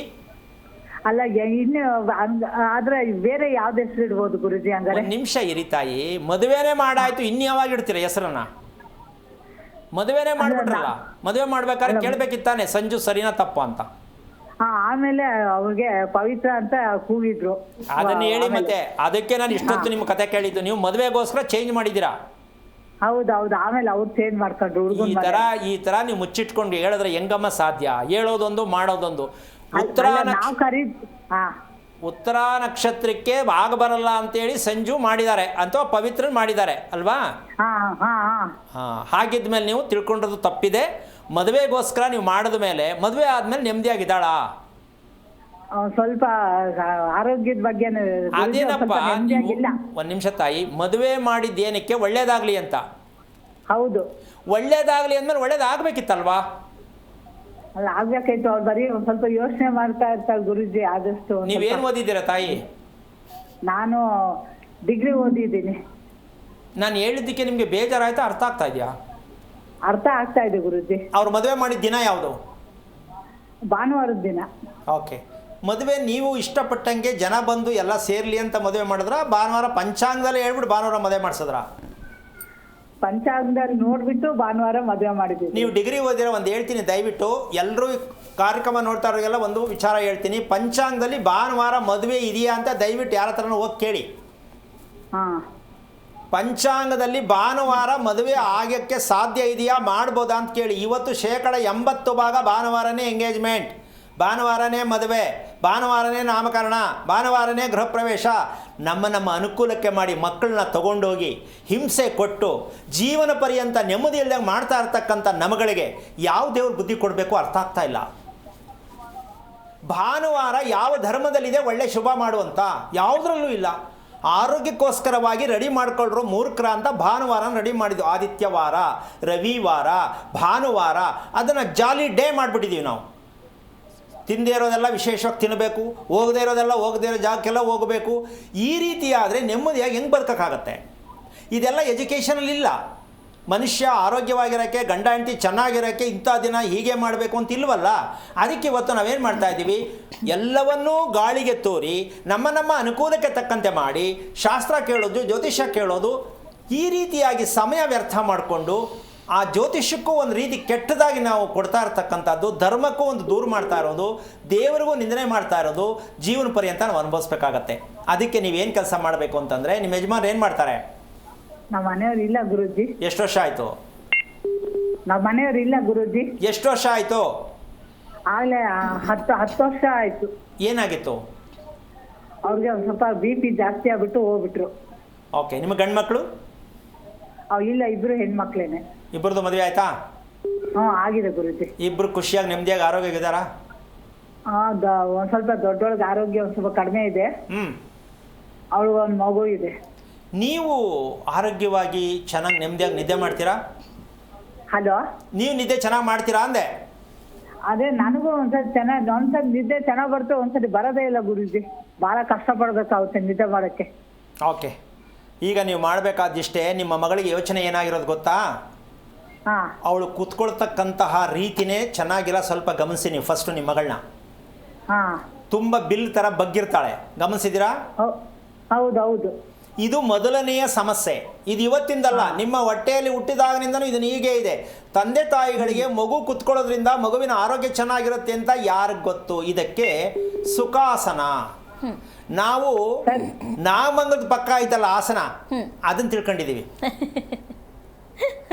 ನಾಮಂಗಲದ ಪಕ್ಕ ಆಯ್ತಲ್ಲ ಆಸನ, ಅದನ್ನ ಯೋಗಾಸನ ಅಂತೀವಿ.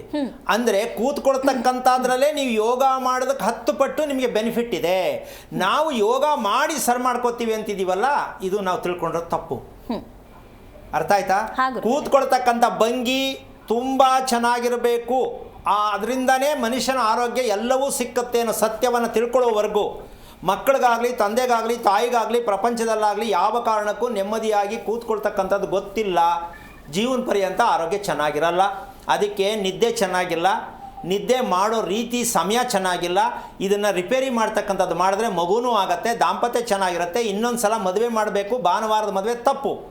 ಅಕಸ್ಮಾತ್ ಅವಳು ಬೇಜಾರಾಗಿ ನನಗಿಷ್ಟ ಇಲ್ಲ, ನನಗೆ ಯಾಕೋ ಸರಿ ಹೋಗ್ತಾ ಇಲ್ಲ ಅಂತ ಹೇಳಿದ್ರೆ ಆಮೇಲೆ ನೀವು ಕೂತ್ಕೊಂಡು ಅಳಬೇಕಾಗತ್ತೆ. ಆ ಮಟ್ಟಕ್ಕೆ ಮಾಡ್ಕೋಬೇಡಿ, ಕರೆಕ್ಟಾಗಿ ತಿಳ್ಕೊಳ್ಳಿ. ಬೇಕಾದ್ರೆ ಹೇಳ್ಕೊಳ್ಳೋಣ, ನಂಬೋದಾದರೆ ನಿಮ್ಮ ಮಗಳನ್ನ ಕರ್ಕೊಂಡು ಬನ್ನಿ. ರಿಪೇರಿ ಮಾಡೋದಕ್ಕೆ ಪ್ರಯತ್ನ ಏನು ಅಂದರೆ ಅವಳು ಯಾವ ಸಿದ್ಧತೆಯಲ್ಲಿ ಇರಬೇಕು ಜೀವನ, ಅದನ್ನು ತಿಳ್ಕೊಂಡು ಇನ್ನೊಮ್ಮೆ ಮದುವೆ ಮಾಡಿಸ್ತಕ್ಕಂಥ ಪ್ರಯತ್ನ ಮಾಡಿ. ಹೆಂಗೆಂಗೋ ತಪ್ಪಾಗಿ ಮಗು ಹುಟ್ಟೋದು ಬೇಡ.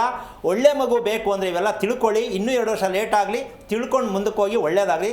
ದೇವರು ನಿಮಗೆ ಎಲ್ಲ ರೀತಿಯಲ್ಲಿ ಅನುಕೂಲ ಕೊಡಲಿ. ಕರೆ ಮಾಡಿದ್ದಕ್ಕಾಗಿ ಧನ್ಯವಾದಗಳು ಮಾ. ಗುರುಗಳೇ, ಮತ್ತೊಬ್ಬರು ಕಾಲರ್ ಇದ್ದಾರೆ. ಹಲೋ ಹಲೋ, ಕರೆ ಕಟ್ಟಾಗಿದೆ ಅನ್ಸುತ್ತೆ ಗುರುಗಳೇ. ಭಾನುವಾರದ ಮದುವೆ ಪಂಚಾಂಗದಲ್ಲಿ ಇಲ್ಲ ಅಂತ ಹೇಳಿದ್ರಿ, ಮತ್ತೆ ಈಗೆಲ್ಲ ಮಾಡ್ತಿರೋದು ಏನಾಗಿದೆ? ಯಾವ ಬೇಸ್ ಮೇಲೆ ಕೊಡ್ತಾರೆ ಗುರುಗಳೇ? ಯಾರು ತಪ್ಪು ಅಂತ ಹೇಳೋಣ? ಹೌದು, ಕೇಳೋರ್ ತಪ್ಪ? ಪುರೋಹಿತರದು. ಪುರೋಹಿತ ಒಂದು ಭಾಗ, ಹೇಳುವ ಪುರೋಹಿತರು ಒಂದು ಭಾಗ, ಪಂಚಾಂಗ ಒಂದು ಭಾಗ, ಮದುವೆ ಮಾಡಿಸುವಂತ ಅಪ್ಪ ಅಮ್ಮ ಒಂದು ಭಾಗ. 3 ಭಾಗ ಇದೆ. ಇದರಲ್ಲಿ ಯಾರು ತಪ್ಪು ಅಂತ ಕಂಡು ಹಿಡಿಯೋದು? ಇದು ಸಮಸ್ಯೆ. ಈಗ ನಾವು ಯಾರೋ ಒಬ್ರು ತಪ್ಪು ಅಂತ ಹೇಳಕ್ಕಾಗಲ್ಲ. ಇಲ್ಲಿ 3 ಇದೆ. ಒಂದು, ಮೊದಲನೇ ನಾನು ಹೇಳ್ತೀನಿ, ಯಾರು ಭಾನುವಾರ ಅಂತ ಕೇಳೋ ಜನನೇ ಪರ್ಸೆಂಟೇಜ್ ಜಾಸ್ತಿ ಇದ್ದಾರೆ. ಯಾಕೆಂದ್ರೆ ಎಲ್ಲರೂ ಬಂದು ತಿನ್ಬೇಕಲ್ಲ, ಎಲ್ಲರೂ ಬಂದು ಊಟ ಮಾಡ್ಬೇಕಲ್ಲ, ಎಲ್ಲರೂ ಬಂದು ಶೇಕ್ ಹ್ಯಾಂಡ್ ಕೊಡ್ಬೇಕಲ್ಲ, ಗಂಡು ಹೆಣ್ಣೇನಾರು ಆಗ್ಲಿ, ಈ ಥರದ ಮೆಜಾರಿಟಿ ಜಾಸ್ತಿ ಇದೆ. ಆಮೇಲೆ ಅವ್ರು ಕೆಟ್ಟಾಗಿ ಹೇಳ್ತಾರೆ, ಪಂಚಾಂಗದ ಮೇಲೆ ಹಾಕ್ತಾರೆ. ನಾವು ಹೋಗಿ ಕೇಳ್ದ ಸ್ವಾಮಿ ಅವರೇ ಹೇಳಿದ್ದು ಅಂತ. ಬರೀ ಸುಳ್ಳೇ ನಮ್ಮ ಜನ ಕಲ್ತಿರೋದು. ಅಂದರೆ ಎರಡೂ ಕಡೆ ಆಗತ್ತೆ. ಒಂದು, ಅವರ ದುರಾದೃಷ್ಟವಶಾತ್ ಪುರೋಹಿತರು ಹೇಳ್ಬೋದೇನೋ, ಜಾಸ್ತಿ ಪ್ರಮಾಣ ನಮ್ಮ ಜನಗಳದ್ದು ತಪ್ಪು ಜಾಸ್ತಿ ಇದೆ. ಯಾಕೆಂದರೆ ಮದುವೆ ಅನ್ನೋದು ಶುಭ. ಆ ಮದುವೆಯನ್ನು ಶುಭವಾದ ದಿನ ನೀವು ಕೊಡಿ, ನಾವು ಹೇಳಲ್ಲ ಅನ್ಬೇಕು. ಇವರೇ ಹೋಗಿ ಹೇಳ್ಬಿಡ್ತಾರೆ ಚೌಟ್ರಿ ಖಾಲಿ ಇದೆ ಭಾನುವಾರ ಕೊಡಿ ಅಂತ. ಅಥವಾ ನಮ್ಗೆ ಅನುಕೂಲ ಆಗುತ್ತೆ, ಆಫೀಸರ್ಗಳೆಲ್ಲ ಬರಬೇಕು ಕೊಡಿ ಅಂತಾರೆ. ತಪ್ಪ್ಯಾರ್ದು? ನಮ್ಮದೇ ಆಗಿರುತ್ತೆ ಗುರುಗಳೇ. ಹಾಗಾಗಿ ಇಲ್ಲಿ ಯಾರೋ ಒಬ್ಬರು ತಪ್ಪು ಮಾಡಿ ಭಾನುವಾರ ತಪ್ಪಲ್ಲ. ಪಂಚಾಂಗದಂತೂ ನೇರವಾಗಿ ಹೇಳ್ತೀನಿ, ಇನ್ನೂ 10 ಸಲ ಬೇಕಾದ್ರೆ ಹೇಳ್ತೀನಿ, ಪಂಚಾಂಗದಲ್ಲಿ ಯಾವ ಕಾರಣಕ್ಕೂ ಕೃಷ್ಣ ಪಕ್ಷದಲ್ಲಿ ಮದುವೆ ಇಲ್ಲ, ಭಾನುವಾರ ಮದುವೆ ಇಲ್ಲ, ದಕ್ಷಿಣಾಯನದಲ್ಲಿ ಮದುವೆ ಇಲ್ಲ. ಅಮ್ಮ, ನಾವೆಲ್ಲ ಧಿಕ್ಕರಿಸೇ ಮದುವೆ ಮಾಡ್ತಾ ಇರೋದು. 6ನೇ ತಿಂಗಳ ಮೇಲೆ ಮದುವೆಗಳಿಲ್ಲ. ನಾವು 9ನೇ ಇದು ಯಾವುದು ಕಾರ್ತಿಕ್ ಮಾಸ ಬಾರಿ ಒಳ್ಳೇದು ಅಂತೀವಿ. ಏನ್ ಮಾಡೋಣ ಈಗ? ತಪ್ಪು ನಮ್ಮದೇ. ಅದಕ್ಕೆ ನಾನು ಬೆಂಗಳೂರು ಮಳೆಗಾಲದ ವಿಚಾರ ಏನಕ್ಕೆ ಕೊಟ್ಟೆ ಅಂದ್ರೆ, ಎಲ್ಲವನ್ನೂ ಸಮಸ್ಯೆನ ನಾವೇ ಮಾಡ್ಕೊಂಡು ಅನುಭವಿಸ್ತಾ ಇರೋದು. ಗುರುಗಳೇ, ಮಾತಾಡೋಣ ಗುರುಗಳೇ. ಮತ್ತೊಬ್ರು ಕಾಲರ್ ಇದ್ದಾರೆ. ಹಲೋ ಶೈಲಜಾ ಅವರು, ಯಾರ ಬಗ್ಗೆ ತಿಳ್ಕೊಬೇಕಿತ್ತು? ನಮ್ಮ ಮಗನ ಬಗ್ಗೆ ತಿಳ್ಕೊಬೇಕು. ಅವ್ರದ್ದು ನಕ್ಷತ್ರ ತಿಳಿಸಿ. ಗುರುಗಳಿದ್ದಾರೆ, ಮಾತಾಡಿ. ಹಲೋ ಹಲೋ ಹಲೋ, ನಮಸ್ತೆ ಗುರುಜಿ. ನಾರಾಯಣ, ಹೇಳಮ್ಮ. ಯಾರು? ಮಗನ ಮಗಳ? ಮಗ ಗುರುಜಿ. ಎಷ್ಟು ವಯಸ್ಸು? ಅವ್ರಿಗೆ 30 ವರ್ಷ ಆಗಿದೆ. ಏನಾಗ್ಬೇಕು? ಅವ್ರ ಮದ್ವೆ ಬಗ್ಗೆ ತಿಳ್ಕೋಬೇಕಾಗಿತ್ತು. ಮದ್ವೆ ಲೇಟ್ ಆಗ್ತಾ ಇದೆಯಲ್ಲ. ನೀವು ಲೇಟ್ ಮಾಡ್ತಾ ಇದ್ದೀರಾ? ಹುಡುಗ ಲೇಟ್ ಮಾಡ್ತಾವನ? ಹೆಣ್ಣಿನ ಮನೆಯವ್ರು ಲೇಟ್ ಮಾಡ್ತಾವ್ರ? ಹುಡುಗಿ ಸಿಕ್ತಿರೋದು ಲೇಟ್ ಆಗ್ತಾ ಇದೆಯಾ? ಹುಡುಗಿ ಸಿಕ್ತಾ ಇರೋದೇ ಕಷ್ಟ ಆಗೈತೆ ಇವಾಗ. ನಿಮ್ಮ ಮಗನ್ ಕೇಳಿ, ಯಾಕಪ್ಪ ಇನ್ನೂ ಹುಡುಕ್ಲಿಲ್ವಾ ನೀನು ಮದುವೆ ಮಾಡ್ಕೊಳಕ್ಕೆ ಅಂತ ಕೇಳಿಲ್ವಾ? ಅವ್ರು ಹುಡುಕ್ಲಿಲ್ಲ ಗುರುಜಿ, ನೀವೇ ಹುಡುಕ್ ಮಾಡಿ ಅಂತ ಅಂತಾರೆ. ಸಿಗಲ್ವಲ್ಲ? ಅದೇ ಸಿಗ್ತಾ ಇಲ್ಲ, ಅದೇ ಡೌಟು. ಸಿಗಲ್ಲ ಯಾಕೆ ಅಂತ ಕೇಳಿ ನೀವು. ಯಾಕೆ ಸಿಗಲ್ಲ ಗುರುಗಳೇ? ಅಮ್ಮ ಇವರು ಏನು ರೆಡಿನೇ ಮಾಡಿಲ್ಲ. ಏನ್ ರೆಡಿ ಹುಡುಗನಿಗೆ ಮದುವೆ ಮಾಡಕ್ಕೆ ಇವ್ರೇನು ರೆಡಿನೇ ಮಾಡಿಲ್ಲ. ಏನ್ ರೆಡಿ ಮಾಡ್ಬೇಕಿತ್ತು ಮದುವೆ ಆಗ್ಬೇಕಂತ ಹೇಳಿದ್ರೆ ಆಗಿದ್ರೆ? ಅಮ್ಮ ನೀವು ಮಗನಿಗೆ ಮದುವೆ ಮಾಡಕ್ಕೆ ರೆಡಿ ಮಾಡಿದ್ದೀರಾ? ಮಾಡಿದ್ವಿ ಗುರುಜಿ, ಅದು ಸರಿ ಬರ್ಲಿಲ್ಲ ಅಂತ ಅಂದ್ಬಿಟ್ಟು ಕೈ ಬಿಟ್ವಿ. ಏನು ಹೇಳಿ ಇನ್ನೊಂದ್ಸಲ? ಮಾಡಿದ್ವಿ, ನಮ್ಮ ಅಣ್ಣನ ಮಗಳನ್ನೇ ಮಾಡ್ಕೋಬೇಕು ಅಂದ್ಬಿಟ್ಟು ಅದು ಸರಿ ಬರ್ಲಿಲ್ಲ ಅಂತ ಅಂದ್ಬಿಟ್ಟು ಕೈ ಬಿಟ್ವಿ. ಅದು ಸರಿ ಬರಲಿಲ್ಲ ಅಂತ ಹೇಳಿದ್ಯಾರು? ನಿಮ್ಮ ಹುಡುಗನ ನೀವ? ನಮ್ಮ ಹುಡುಗನೂ ಅಲ್ಲ, ನಾವು ಅಲ್ಲ, ಅವ್ರು ಬೇರೆ ಕಡೆ ನೋಡ್ಕೊಂಡ್ರು. ಈಗ ತಪ್ಪು ಯಾರ್ದಾಯ್ತು ಇವಾಗ? ನೋಡಿ, ಈಗೇನೆ ನೀವು ನಿಮ್ಮ ಹುಡ್ಕೊಂಡು ಹೋದ್ರು ಪ್ರತಿಯೊಂದು ತಿಳ್ಕೊಳ್ಳಿ. ಅಶ್ವಿನಿ ನಕ್ಷತ್ರಕ್ಕೆ ಮದುವೆ ಮಾಡ್ತಕ್ಕಂಥ ವಿಚಾರದಲ್ಲಿ ಹುಡುಗಿ ಹುಟ್ಟಿದ್ರು ಅಷ್ಟೇ, ಹುಡುಗ ಹುಟ್ಟಿದ್ರು ಅಷ್ಟೇ, ಮದುವೆ ಅನ್ನೋದು ತುಂಬಾ ತುಂಬಾ ನುಂಗಲಾರ ತುಪ್ಪ. ಇದು ಯಾಕೆ ಆಗುತ್ತೆ ಗುರುಗಳೇ? ಕಾರಣ ಅಂದರೆ ನಿದ್ದೆ ಅಂತಕ್ಕಂಥದ್ದು ಇವತ್ತು ನಾವು ಮಾತಾಡ್ತಾ ಇರ್ತಕ್ಕಂಥ ವಿಚಾರ. ಪ್ರತಿದಿನವೂ ಇದ್ರ ಟಿಪ್ಸ್ ಕೊಡ್ತಾನೆ ಇದ್ದೀನಿ. ಹೌದು, ನಿದ್ದೆ ಅಂತಕ್ಕಂಥದ್ದು ತುಂಬಾ ದೂರ ಇರುವಂತಹ ಅಶ್ವಿನಿ ನಕ್ಷತ್ರ. ಈಗ ಇವ್ರ ಮಗ ನಿದ್ದೆ ಮಾಡೋ ಟೈಮ್ ಟೇಬಲ್ ಚೆನ್ನಾಗಿದೆಯಾ ಕೇಳೋಣ. ತಾಯಿ ಚೆನ್ನಾಗಿದೆಯಾ ಅಮ್ಮ? ನಿಮ್ಮ ಮಗ ಮಲ್ಕೊಳ್ಳೋ ಸಮಯ ಬೆಳಗ್ಗೆ ಹೇಳೋ ಕರೆಕ್ಟ್ ಆಗಿದೆಯಾ? ಸ್ವಲ್ಪ ಹೇಳಿ. ಲೇಟಾಗಿ ಮಲಗ್ತಾರೆ, ಬೇಗ ಹೇಳ್ತಾರೆ. ಈಗ ಇವನಿಗೆ ಮದುವೆ ಯಾಕೆ ಅದಕ್ಕೆ ಹೇಳಿದ್ವಿ. ಇವನಿಗೆ ಮಗನಿಗೆ ನಿದ್ದೆ ಚೆನ್ನಾಗಿ ಬರುವಂಗೆ ರೆಡಿ ಮಾಡ್ಬಿಟ್ಟು ಮದುವೆ ಮಾಡ್ಬೇಕಾ? ಅವ್ನು ಹೆಂಗಾರು ಇರಲಿ ಮದುವೆ ಮಾಡ್ಬೇಕಾ? ಏಜ್ ನೋಡಿ ಮದುವೆ ಮಾಡೋದು ಸರಿನಾ? ಇದು ನೀವ್ ಹೇಳ್ದ ಗಡಿಯಾರ ನೋಡಿ ಊಟ ಮಾಡೋದು. ಅಮ್ಮ ನಾವು ಎಲ್ಲ ಹಿಂಗೆ ಬದುಕ್ತಾ ಇರೋದು. ಸೆಟ್ ಆಗ್ತಾ ಇಲ್ಲ, ಬಿಟ್ಟುಬಿಟ್ರು ಅಂದ್ರೆ ಸಂಬಂಧದಲ್ಲಿ ನೋಡೇನೆ ಅವ್ರು ದೂರ ಮಾಡಿದ್ರು ಅಂದ್ರೆ ಇನ್ನು ಹೊಸ ಸಂಬಂಧವ್ರು ನಿಮ್ಮ ಹುಡುಗನಿಗೆ ಯಾರು ಒಪ್ಕೋತಾರೆ? ಆಮೇಲೆ ಮದುವೆ ಮಾಡಿದ್ರೆ ಗ್ಯಾರಂಟಿ ಏನು ಚೆನ್ನಾಗಿರ್ತಾರೆ ಅಂತ? ಯಾವುದೇ ಹುಡುಗಿನ ಮಾಡಲಿ, ಅವ್ನು ಲವ್ ಮಾಡಿದ್ರು ಸರಿ, ಇವರೇ ಮಾಡಿದ್ರು ಸರಿ. ಅಶ್ವಿನಿ ನಕ್ಷತ್ರಕ್ಕೆ ನಿದ್ದೆ ಅಂತಕ್ಕಂಥದ್ದು ಬರೀ 20% ಇರೋದು. ಎಷ್ಟು? 20%. ಬರೇ 20%. ಇದನ್ನು ನಾನು ಚಾಲೆಂಜ್ ಮಾಡಿ ತೋರಿಸ್ಕೊಡ್ತೀನಿ. ಹೆಣ್ಣಾಗ್ಲಿ, ಗಂಡಾಗ್ಲಿ, ಮಗುವಾಗ್ಲಿ, ಮದುವೆ ಆಗಿರ್ಲಿ, ಮಕ್ಕಳಾಗಿರ್ಲಿ, ಅಶ್ವಿನಿ ನಕ್ಷತ್ರ ನಿದ್ದೆ ಪ್ರಮಾಣ 20%. ಅಂದರೆ ಮನಸ್ಸೇನಿರುತ್ತೆ, ಆರೋಗ್ಯ ಏನು ಹಾಳಾಗಿರುತ್ತೆ, ನೆಮ್ಮದಿ ಎಲ್ಲಿರುತ್ತೆ, ಬೇಜಾರು, ಸಿಟ್ಟು, ಆವೇಶ. ಹೆಂಗ್ರಿ ಮದುವೆಯಾಗಿ ಗಂಡ ಹೆಂಡತಿ ಚೆನ್ನಾಗಿರ್ತಾರೆ ಇವರು? ಅಮ್ಮ ನಿಮ್ಗೆ ಅರ್ಥ ಆಯ್ತಾ? ದಯವಿಟ್ಟು ನೀವು ಮದುವೆ ಮಾಡಕ್ಕೆ ಹೋಗಬೇಡಿ, ಹುಡ್ಕಕ್ಕೆ ಹೋಗಬೇಡಿ. ನಿಂತೋಗುತ್ತೆ, ಕಟ್ಟಾಗತ್ತೆ, ಬೇಜಾರಾಗತ್ತೆ. ಕೊನೆಗೆ ಅವನು ಮದುವೆನೇ ಬೇಡ ಹೋಗು ಅಂತ ಹೇಳ್ತಾನೆ. ಮನೇಲಿ ದೊಡ್ಡ ರಬ್ಬ ನಡೆಯುತ್ತೆ. ನೀವು ಮದುವೆಗೋಸ್ಕರವಾಗಿ ಮಗನನ್ನು ಪ್ರಪಂಚದಲ್ಲಿ ಯಾವುದೇ ತಂದೆ ತಾಯಿ ಮದುವೆಗಾಗಿ ಮಕ್ಕಳನ್ನು ಸಿದ್ಧತೆಯ ಮಾಡುವ ವಿಚಾರ ಗೊತ್ತಿದೆಯಾ? ಏನು ಸಿದ್ಧತೆ ಮಾಡಬೇಕು? ಓದಿಸಿದೀವಿ ಸ್ವಾಮಿ, ಸಂಬಳ ಬರ್ತದೆ, ಒಂದಷ್ಟು ಆಸ್ತಿ ಮಡಗಿದ್ದೀನಿ, ಬಂದರೆ ಏನು ತೊಂದರೆ ಇಲ್ಲ. ಇದು ಸಿದ್ಧತೆನಾ? ಇದು ಅದು ನಾವು ಅನ್ಕೊಂಡಿರೋ ಸಿದ್ಧತೆ ಗುರುಗಳೇ. ನಿಜವಾದ ಸಿದ್ಧತೆ ಯಾವುದು ಅಂತ ನೀವು ಹೇಳಿದ್ರೆ. ಅರೆ ಮದುವೆ ಆಗೋದೇನಕ್ಕೆ? ಚೆನ್ನಾಗಿರ್ಲಿ ಅಂತ. ಹೌದು, ಚೆನ್ನಾಗಿರೋದೇನಕ್ಕೆ? ಆರೋಗ್ಯ ಚೆನ್ನಾಗಿದ್ರೆ. ಆರೋಗ್ಯನೇ ಚೆನ್ನಾಗಿರೋದು ಹೆಂಗ್ ಚೆನ್ನಾಗಿರ್ತಾರೆ? ನಿಮ್ಮ ಆಸ್ತಿ ತಗೊಂಡು ಏನು ಮಾಡೋಣ? ಎಲ್ಲಿಗೆ ಹೋಗುತ್ತೆ? ಅದೊಂದು ಕೋರ್ಟ್ಗೆ ಹೋಗುತ್ತೆ. ನನಗೆ ಕೊಟ್ಟುಬಿಡು, ನನಗೇನು ಬರಬೇಕು ಕೊಟ್ಟುಬಿಡು, ನೀನು ಬೇರೆ ಮದುವೆ ಮಾಡ್ಕೊ ಅಂತ. ಇದಕ್ಕೆ ಮದುವೆ ಮಾಡಬೇಕಾ? ಈ ಸತ್ಯವನ್ನು ಅರ್ಥ ಮಾಡ್ಕೊಂಡಿದ್ದೀನಿ ಅಂತ ನಾನು ತಿಳ್ಕೊಂಡಿದ್ದೀನಿ. ನಿಮಗೆ ಅರ್ಥ ಆಯ್ತಾ? ಬೇಜಾರಾಯ್ತಾ ಅಮ್ಮ? ಏನಿಲ್ಲ ಗುರುಜಿ, ಅರ್ಥ ಆಯ್ತು ಗುರುಜಿ. ಅದು ನೀವು ಫಸ್ಟು ನಿಮ್ಮ ಮಗನನ್ನು, ನಿಮ್ಮ ಯಜಮಾನರು ವಿಚಾರ ನೀವು 3 ಜನ ಕೂತ್ಕೊಂಡು ಡಿಸೈಡ್ ಮಾಡಿ ಮದುವೆ ಮಾಡೋಣ. ಆದರೆ ಇವನ ಒಂದು ಟೈಮ್ ಟೇಬಲ್ ಸರಿ ಮಾಡೋಣ. ನೆಮ್ಮದಿಯಾಗಿ ಆರೋಗ್ಯವಾಗಿ ನಮ್ಮ ಮಗ ಇರಬೇಕು ಅಂತೀರಾ, ಬೇಡ ಅಂತೀರಾ? ಇರ್ಬೇಕು ಗುರುಜಿ. ಇದನ್ನು ತಿಳ್ಕೊಳ್ಳಿ, ಹೇಳ್ಕೊಡ್ತೀನಿ. ಯೋಚನೆ ಮಾಡಬೇಡಿ, ಭಯ ಬೀಳಬೇಡಿ. ನಾನು ಹೇಳಿದೆ ಅಂತ ನಿಮ್ಮ ಮಗನಿಂದ ಇಡೀ ನಿಮ್ಮ ಕುಟುಂಬ ಚೆನ್ನಾಗಾಗಲಿ, ಒಳ್ಳೆ ರೀತಿ ಮದುವೆ ಆಗಲಿ, ನೆಮ್ಮದಿಯಾಗಿರಲಿ, ಒಳ್ಳೆ ಮಗು ಬರಲಿ. ಇದನ್ನು ಹೇಳಕ್ಕೆ ಇಷ್ಟಪಡ್ತೀನಿ. ದೇವರು ಒಳ್ಳೆ ರೀತಿಯಲ್ಲಿ ನಿಮ್ಗೆ ಅವಕಾಶ ಕೊಟ್ಟಿದ್ದಾನೆ. ಈಗ ಕರೆ ಮಾಡೋದಕ್ಕೆ ತಿಳ್ಕೊಂಡು ಸರಿ ಮಾಡ್ಕೊಳ್ಳಿ.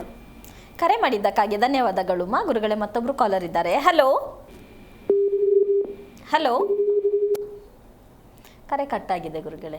ಇನ್ನು ಪೂರ್ವ ಸಿದ್ಧತೆ ಮಾಡಬೇಕಂತ ಹೇಳಿದ್ರೆ ಈಗ ಅವರು ನಿದ್ದೆ ಚೆನ್ನಾಗಿ ಮಾಡುವಂಥ ಪ್ರಕ್ರಿಯೆನ ಸರಿ ಮಾಡಿ ಮದುವೆ ಮಾಡಬೇಕಾಗತ್ತಾ ಗುರುಗಳೇ? ಹಾಗಿದ್ರೆ ಅಲ್ಲ, ನಾವು ಇವಾಗ ಒಂದು ಕುಸ್ತಿ ಮಾಡಬೇಕಾಗಲಿ, ಸಿನಿಮಾದಲ್ಲಿ ಹೋಗಿ ಆಕ್ಟಿಂಗ್ ಮಾಡಬೇಕಾಗಲಿ, ಅಥವಾ ಏನಕ್ಕೆ ಆಗಲಿ ಸಿದ್ಧತೆ ಆಗಬೇಕಾ ಬೇಡವಾ? ಪ್ರಾಕ್ಟೀಸ್ ಮಾಡೇ ಮಾಡ್ತೀವಿ ಗುರುಗಳೇ. ಹೌದು. ಮತ್ತೆ ಮದುವೆಗೆ ಏನು ಸಿದ್ಧತೆ ಏನು? ಅಮ್ಮ ದೂರ ಬೇಡ. ಪ್ರತಿಯೊಬ್ಬರಿಗೂ ನಾನು ಈ ಮೂಲಕ ಹೇಳಕ್ಕೆ ಇಷ್ಟಪಡ್ತೀನಿ. ರಾತ್ರಿ ಮಲಗೋ ನಿದ್ದೆ, ರಾತ್ರಿಗೆ ಮಲಗ್ಕೊಳ್ಳೋ ನಿದ್ದೆ, ಮಲಗೋದು ರಾತ್ರಿಗೆ. ಹೌದು. ಓಕೆ. ಆ ನಿದ್ದೆಗೆ ನಿಮ್ಮ ಸಿದ್ಧತೆ ಏನು? ಮಕ್ಕಳಿಗಾಗಲಿ ಏನು ಮಾಡಿಸಿದ್ದೀರಾ? ನೀವೇನು ಮಾಡ್ಕೊಂಡಿದ್ದೀರಾ? ಈಗ ಸಿದ್ಧತೆ ಇಲ್ಲೇ ನಿದ್ದೆ ಹೆಂಗೆ ಬರುತ್ತೆ? ಊಟ ಮಾಡೋದು, ಮಲಗೋದು ಅಷ್ಟೇ ಗೊತ್ತಿರೋದು ನಮಗೆ. ಅಲ್ಲ, ಮಲಗೋದು ಮಲಗ್ತಿದ್ದೀವಿ. ಯಾವ ರೀತಿ ಮಲಗಿದ್ದೀರಾ? ಮಕ್ಕಳು ಕೇಳಿ ನೋಡೋಣ. ನಾನು ಅವಾಗಲೇ ಹೇಳಿದೆ, ಬೆಳಿಗ್ಗೆನೆ ಅವರು ತೂಕಡಿಸ್ಕೊಂಡೇ ಪಾಪ ಸ್ಕೂಲ್ಗೆ ಹೋಗ್ತವೆ ಅಂತ ಹೇಳಿದ್ದೀನಿ. ಹೌದು ಗುರುಗಳೇ. ಅಲ್ವಾ? ಈಗ ಬೆಳಿಗ್ಗೆ ಎದ್ದು ಮಕ್ಕಳನ್ನ, ಗಂಡನ್ನೆಲ್ಲ ಆಚೆ ಕಳಿಸೋದ್ಮೇಲೆ ಇವರು ಬಾಗಿಲು ಹಾಕ್ಬಿಟ್ಟು ತೂಕಡಿಸ್ಕೊಂಡೇ ಮಲ್ಕೋತಾರೆ. ಹೌದಾ? ಇನ್ನು ರಾತ್ರಿ ನಿದ್ದೆ ಏನು ಮಾಡಿದ್ರು ಇವ್ರು ಹಾಗಾದ್ರೆ? ಹೌದಾ? ಈಗ ನಾವು ಕಣ್ಣು ಮುಚ್ಚಿ ಮಕ್ಕಳು ಮಾಡ್ಕೊಂಡಿದ್ದೀವಿ. ಏನು ಮಾಡ್ಕೊಂಡಿದೀವಿ? ಕಣ್ಣು ಮುಚ್ಕೊಂಡೇ ಮಕ್ಕಳು ಮಾಡ್ಕೊಂಡೋದು, ಅಂದರೆ ಹಗಲು ನಿದ್ದೆ ಮಾಡಿಬಿಟ್ಟು. ಅದಕ್ಕೆ ಕಣ್ಣು ಮುಚ್ಚುವುದು ಅಂತ ಹೇಳ್ತೀವಿ. ಜೀವನದಲ್ಲಿ ಕಣ್ಣು ಮುಚ್ಚುವುದು ಯಾವಾಗ ಅಂದರೆ ಒಂದು ಮದುವೆ ಆದಾಗ. ಮದುವೆ ಆದಾಗ ಒಳ್ಳೇದಾಗತ್ತೆ ಅಂತೀವಲ್ಲ, ಅಲ್ಲೇ ಕಣ್ಮುಚ್ಚಾಯ್ತು ಸೂರ್ಯ ನೋಡ್ಬಿಟ್ಟು ಅಲ್ವಾ. ಇನ್ನು ಎರಡನೇದು ಹಗಲಲ್ಲಿ ನಿದ್ದೆ ಮಾಡೋದು, ಅಲ್ಲೂ ಕಣ್ಮುಚ್ಚೋದೆ. ಇನ್ನು ಮೆದುಳು ಎಷ್ಟು ಚೆನ್ನಾಗಿ ನಿದ್ದೆ ಕೊಡ್ಬೋದು ನಿಮಗೆ? ಈಗ ನಾವು ಪೂಜೆ ಮಾಡಿ ಮೆದುಳು ಸರ್ ಮಾಡೋಕ್ಕಾಗತ್ತಾ? ಸಾಧ್ಯ ಇಲ್ಲ ಗುರುಗಳೇ. ಅಲ್ಲ, ಅದಕ್ಕೆ ತಕ್ಕಂತೆ ಏನಾದ್ರು ಡಿಫ್ರೆಂಟ್ ಆಗಿರೋ ತಿಂದ್ಬಿಟ್ಟು ಸರ್ ಮಾಡ್ಕೊಳಕ್ಕಾಗತ್ತಾ? ಅಥವಾ ದೇವ್ರ ಜಪ ಮಾಡಿಬಿಟ್ಟು ಸರ್ ಮಾಡೋಕ್ಕಾಗತ್ತಾ? ಅಥವಾ ವ್ರತ ಮಾಡಿ ನಿದ್ದೆ ಸರಿ ಮಾಡೋಕ್ಕಾಗತ್ತಾ? ಯಾವುದ್ರಲ್ಲೂ ಸರಿ ಹೋಗಲ್ಲ. ಯಾಕೆ? ನಿದ್ದೆಗೋಸ್ಕರವಾಗಿ ನಮ್ಮ ಸಿದ್ಧತೆ ತಪ್ಪು ತಪ್ಪು ತಪ್ಪು. ಆದರೂ ಮಾಡಿದ್ರು ಬಲವಂತದ ನಿದ್ದೆ ಮಾಡ್ಬೋದೇನೋ, ಹೌದಾ? ಸುಖ ನಿದ್ದೆ ಇಲ್ವಲ್ಲ, ಯಾರನ್ನೇ ಕೇಳೋಣ. ಹಾಗಿದ್ರೆ ಸುಖ ನಿದ್ದೆಗಾಗಿ ಪೂರ್ವ ಸಿದ್ಧತೆ ಏನನ್ನು ಮಾಡ್ಕೋಬೇಕಾಗತ್ತೆ ಗುರುಗಳೇ ಹಾಗಿದ್ರೆ? ಆದರೆ ಒಂದು ಗಮನ ಇಟ್ಕೋಬೇಕು, ಸುಖ ಅಂತಕ್ಕಂಥದ್ದು ನಾವು ಹುಡುಕ್ತೀವಿ. ಏನು? ನನಗೆ ಸುಖ ಬೇಕು, ಯಾರಿಗೆ ಬೇಡ, ಎಲ್ಲ ಹುಡುಕ್ತೀವಿ, ಪ್ರತಿಯೊಬ್ಬರಿಗೂ. ಆದರೆ ಸುಖ ಸಿಕ್ಕೋದು ಸುಖ ನಿದ್ದೆಯಿಂದ ಅಂತ ನಮ್ಗೆ ಗೊತ್ತಿಲ್ವಲ್ಲ. ನಿಜಕ್ಕೂ ಇಲ್ಲ ಗುರುಗಳೇ, ಇವತ್ತೇ ಗೊತ್ತಾಗ್ತಿರೋದು ಸುಖ ನಿದ್ದೆಯಿಂದ ಸುಖ ಸಿಗುತ್ತೆ ಅನ್ನುವಂಥದ್ದು. ನಾವು ಕೇಳ್ತಿರೋದು ಸುಖ ಬೇಕು, ಮಕ್ಕಳು ಸುಖವಾಗಿರಬೇಕು. ಅಲ್ಲ ರೀ, ನಿದ್ದೆನೇ ಇಲ್ಲ ಅಂದರೆ ಸುಖ ಹಿಂಗೆ ಬರುತ್ತೆ? ಯಾರೇ ಆಗಿರಲಿ, ಅವರೆಂಥ ಘನಪಂಡಿತರಾಗಿರಲಿ, ಅವ್ರಿಗೂ ನಿದ್ದೆ ಬರಲ್ಲ. ಅವ್ರ ಬಗ್ಗೆ ಎಷ್ಟೇ ತಿಳ್ಕೊಂಡಿರಲಿ, ಅವ್ರು ದೊಡ್ಡ ಸೈನ್ಸಿಸ್ಟ್ ಆಗಿರಲಿ, ನಿದ್ದೆ ಬರಲ್ಲ. ಆದರೆ ನಿದ್ದೆಯ ಅಮೂಲ್ಯವಾಗಿರ್ತಕ್ಕಂಥ ಸತ್ಯಾಂಶವನ್ನು ತಿಳ್ಕೊಳ್ಳೋವರೆಗೂ, ನಿದ್ದೆಯಲ್ಲಿ ಯಾವ ರೀತಿ ನಿದ್ದೆ ಮಾಡಬೇಕು ಅನ್ನೋ ಸತ್ಯವನ್ನು ನಾವು ತಿಳ್ಕೊಳ್ಳದೆ ಹಾಗೇ ಜೀವನದಲ್ಲಿ ಬದುಕಿದ್ರೆ ಮಕ್ಕಳಿಗಾಗಲಿ, ಗಂಡನಿಗಾಗಲಿ, ಹೆಂಡತಿಗಾಗಲಿ ಯಾರಿಗೂ ಸುಖ ಸಿಕ್ಕಲ್ಲ. ಸುಖ ಅನ್ನೋದು ಮಾರೀಚಿಕೆ ಆಗತ್ತೆ. ಯಾಕೆಂದರೆ ನಾವು ಅದನ್ನು ಹಾಗೇ ಸೈಡ್ಗೆ ಇಟ್ಬಿಟ್ಟಿದ್ದೀವಿ, ಆದರೂ ಬಯಸ್ತಾ ಇದ್ದೀವಿ. ತಪ್ಪಲ್ವಾ ಇದು? ಗುರುಗಳೇ ಮಾತಾಡೋಣ ಗುರುಗಳೇ. ಕಾಲರ್ ರೆಡಿ ಇದ್ದಾರೆ. ಹಲೋ ಹಲೋ ಮಮತಾ ಅವರೇ, ಯಾರ ಬಗ್ಗೆ ತಿಳ್ಕೊಬೇಕಿತ್ತು? ನನ್ನ ಮಗಳ ಬಗ್ಗೆ ಕೇಳಬೇಕಿತ್ತು ಮೇಡಮ್. ಅವ್ರದ್ದು ನಕ್ಷತ್ರ ತಿಳಿಸಿ. ಅಮೃತ ವರ್ಷಿಣಿ ಹೆಸರು, ಕೃತಿಕಾ ನಕ್ಷತ್ರ. ಗುರುಗಳಿದ್ದಾರೆ, ಮಾತಾಡಿ. ಹಲೋ, ನಮಸ್ತೆ ಗುರುಜಿ. ನಾರಾಯಣ, ಏನು ಮಾಡ್ತಾ ಇದ್ದಾಳೆ ಮಗಳು? ಮಗಳು BE ಓದ್ತಿದ್ದಾಳೆ ಗುರುಜಿ, 20 ವರ್ಷ. ಓಕೆ, ಅವಳ ಬಗ್ಗೆ ಏನು ತಿಳ್ಕೊಬೇಕಂತ ಮಾಡಿದ್ರಿ? ಅದೇ ಎಜುಕೇಶನ್ ಹೆಂಗ್ ಮಾಡ್ತಾಳೆ, ಹೇಗೆ ಏನು ಅಂತ ತಿಳ್ಕೊಬೇಕು ಗುರುಜಿ. ಓಕೆ, ನಿಮ್ಗೆ ಇದ್ರ ಬಗ್ಗೆ ನಂಬಿಕೆ ಇದೆಯಾ? ಇದೆ ಗುರುಜಿ, ಅದಕ್ಕೋಸ್ಕರನೇ ಫೋನ್ ಮಾಡಿದ್ವಿ ಎಷ್ಟೋ ದಿವಸದಿಂದ. ಈಗಿನ ವಿಷಯ ಹೇಳ್ತಾರೆ, ನಿಮ್ಮ ಮಗಳು ಹುಟ್ಟಿದಾಗ ಈ ನಕ್ಷತ್ರ ಅಂತ ತಿಳ್ಕೊಂಡ್ರ, ಆ ನಕ್ಷತ್ರದ ಬಗ್ಗೆ ಏನಾದ್ರು ತಿಳ್ಕೊಂಡ್ರ ಅಂತ ಕೇಳ್ತೀನಿ. ನಕ್ಷತ್ರದ ಬಗ್ಗೆ ಗೊತ್ತಿಲ್ಲ ಗುರುಜಿ. ನಾನು ಇತ್ತೀಚೆಗೆ ಕ್ಯಾಲೆಂಡರ್ ನೋಡ್ತಿರ್ಬೇಕಾದ್ರೆ ಅದ್ರಲ್ಲಿ ಸ್ಟಾರ್ ಗುರುತಿರ್ತಿತ್ತಲ್ವಾ, ಅದು ಏನಕ್ಕೆ ಅಂತ ನಂಗೆ ಗೊತ್ತಿಲ್ಲ, ಅದಕ್ಕೋಸ್ಕರ ತಿಳ್ಕೊಬೇಕು ಅಂತ. ಏನು ಓದಿದ್ದೀರಾ ತಾವು? ನಾನು PUC ಗುರುಜಿ. ಓಕೆ, ನಿಮ್ಮ ಮಗಳು ಹೇಳ್ದಂಗೆ ನೀವು ಹೇಳ್ದಂಗೆ ಮಗಳು ಕೇಳ್ತಾಳ, ಮಗಳು ಹೇಳ್ದಂಗೆ ನೀವು ಕೇಳ್ತೀರಾ? ಸದ್ಯದ ಪರಿಸ್ಥಿತಿಗೆ ನಾನು ಹೇಳ್ದಂಗೆ ಕೇಳ್ತಾಳೆ ಗುರುಜಿ. ಓಕೆ, ಖುಷಿ. ಅವಳಲ್ಲಿ ತಪ್ಪು ಕೋಪ ಜಾಸ್ತಿ ಅಂದ್ರೆ ಕೋಪ ಜಾಸ್ತಿ ಅಂದ್ರೆ ಅತಿ ಕೋಪನೂ ಇಲ್ಲ, 5 ನಿಮಿಷಕ್ಕಷ್ಟೇ ಕೋಪ. ಅಲ್ಲ, ಒಂದು ಕೋಪ ಬರುತ್ತಲ್ವಾ? ಅವಾಗ ಬರುತ್ತೆ ಗುರುಜಿ. ಬೇಜಾರು ಜಾಸ್ತಿನಾ ಕೋಪ ಜಾಸ್ತಿನಾ? ಬೇಜಾರ್ ಇತ್ತೀಚೆಗಂತೂ ಬೇಜಾರ್ ಮಾಡ್ಕೋತಾಳೆ ಗುರುಜಿ, ತುಂಬಾ ಬೇಜಾರ್ ಮಾಡ್ಕೋತಾಳೆ. ನನ್ಗೆ ಅವಳು ನೋಡಿದ್ರೇನೆ ಒಂಥರ ಬೇಜಾರಾಗ್ಬಿಡ್ತದೆ. ಏನಕ್ಕಪ್ಪ ಬೇಕಿತ್ತು ಅನಿಸ್ಬಿಡುತ್ತೆ. ಏನಕ್ಕೆ ಬೇಜಾರಾಗತ್ತೆ ನಿಮ್ಗೆ? ಅವಳು ಬೇಜಾರ್ ಮಾಡ್ಕೊಂಡಾಗ ಇರೋಳು ಒಬ್ಬ ಮಗಳು ಇಷ್ಟೊಂದು ಬೇಜಾರ್ ಮಾಡ್ಕೋತಾಳ ಅಂತ ಬೇಜಾರಾಗ್ಬಿಡುತ್ತೆ. ನಾನು ಏನಾದ್ರು ಕರ್ಮ ಮಾಡಿದ್ದೀನ ಏನು, ಯಾಕೆ ಅನಿಸ್ಬಿಡುತ್ತೆ ಗುರುಜಿ. ನಿಮ್ಮ ಯಜಮಾನ್ ಏನು ಕೆಲಸ ಮಾಡ್ತಾರಮ್ಮ? ಟೀಚರ್ ಗುರುಜಿ. ಓಕೆ, ಅವ್ರಿಗೆ ಇದೆಲ್ಲ ನಂಬಿಕೆ ಇದೆಯಾ? ಇಬ್ರಿಗೂ ಗುರುಜಿ, ನಮ್ಮ ಮೂವರ್ಗೂ ನಂಬಿಕೆ ಇದೆ ಗುರುಜಿ. ಹಾಗಿರ್ಬೇಕಾದ್ರೆ ನಿಮ್ಮ ಯಜಮಾನರು ರಾತ್ರಿ ಊಟ, ಇವಳು ಊಟಕ್ಕಿಂತ ಮುಂಚೆ ರಾತ್ರಿ ಊಟ ಎಷ್ಟೊತ್ತಿಗೆ ಮಾಡ್ತಿದ್ರಿ ನೀವು? ಗುರುಜಿ ನಾನು ಊಟಕ್ಕಿಂತ ಮುಂಚೆ ಟೈಮಿಂಗ್ಸ್ ಇಲ್ಲ ಗುರುಜಿ ಊಟದ್ರ ಬಗ್ಗೆ. ಅಲ್ಲ, ಅಂದಾಜಾಗಿ ಹೇಳಿ, ಎಷ್ಟೊತ್ತಿಗೆ ಮಾಡ್ತೀರಿ ರಾತ್ರಿ ಊಟ? 11 ಗಂಟೆ 10 ಗಂಟೆ ಆ ಥರ ಮಾಡ್ತಿದ್ರು ಗುರುಜಿ. ಈಗ ನೋಡಿ, ನಿಮ್ಮ ಮಗಳಿಗೆ ನಿದ್ದೆ ಕ್ವಾಲಿಟಿ ಬಿಲ್ಕುಲ್ ಹೇಗಿದೆ ಅಂದರೆ, ಅವಳು ಸುಮ್ಮನೆ ಮಲಗಬೇಕು, ಎಲ್ಲರೂ ಮಲಗಿದ್ದಾರೆ ಅಂತ ಮಲಗ್ತಾ ಇದ್ದಾಳೆ ಹೊರತು ಸರಿಯಾದ ನಿದ್ದೆ ಅವಳು ಗೊತ್ತೇ ಇಲ್ಲ. ಕೇಳಿಬೇಕಾ ನಿಮ್ಮ ಮಗಳನ್ನ? ಹೌದು ಗುರುಜಿ, ಸರಿಯಾಗಿ ನಿದ್ದೆ ಮಾಡಲ್ಲ. ಒಂದು ನಿಮಿಷ ಕೇಳಿಸ್ಕೊಳ್ಳಿ, ಬೆಳಿಗ್ಗೆ ನೀವು ಹೇಳಿಸ್ತೀರಾ ಅವಳೇ ಹೇಳ್ತಾಳ? ಅವಳೇ ಹೇಳ್ತಾಳೆ ಗುರುಜಿ. ಈಗ ಇತ್ತೀಚಿನ ದಿನಗಳಲ್ಲಿ 2 ವರ್ಷದಿಂದ ಅವಳೇ ಹೇಳ್ತಾಳೆ.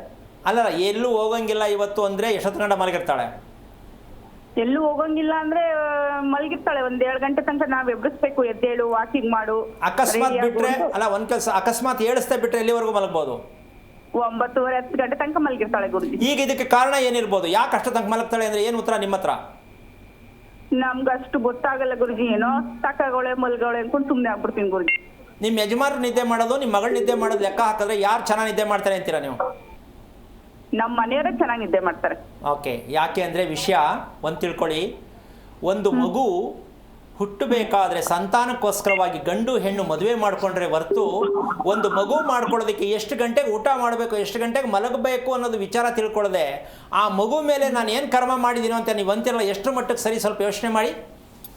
ಸರಿ ಇಲ್ಲ ಗುರುಜಿ. ಅಲ್ಲಲ್ಲ, ಒಂದು ನಿಮಿಷ, ನಿಮ್ಗೆ ಉತ್ತರ ಸಿಗ್ತಾ ಇವಾಗ? ಸಿಕ್ತು ಗುರುಜಿ. ಇಷ್ಟೇ, ನಿಮ್ಮ ಹುಡುಗಿ ತಪ್ಪಲ್ಲ. ನೀವು ಗಂಡ ಹೆಂಡತಿ ನಡ್ಕೊಂಡಿರೋ ರೀತಿ, ಮದುವೆ ಮಾಡಿಸೋರು ಹೇಳಲಿಲ್ಲ, ಅಪ್ಪ ಅಮ್ಮ ಹೇಳಲಿಲ್ಲ, ನೀವು ತಿಳ್ಕೊಳ್ಳಿಲ್ಲ, ಎಲ್ಲೂ ಸ್ಕೂಲು ಕಾಲೇಜ್ ಇಲ್ಲ ಅಂದರೆ ಒಳ್ಳೆ ಮಗು ಹೆಂಗೆ ಸಿಕ್ಕತ್ತೆ ನಿಮಗೆ?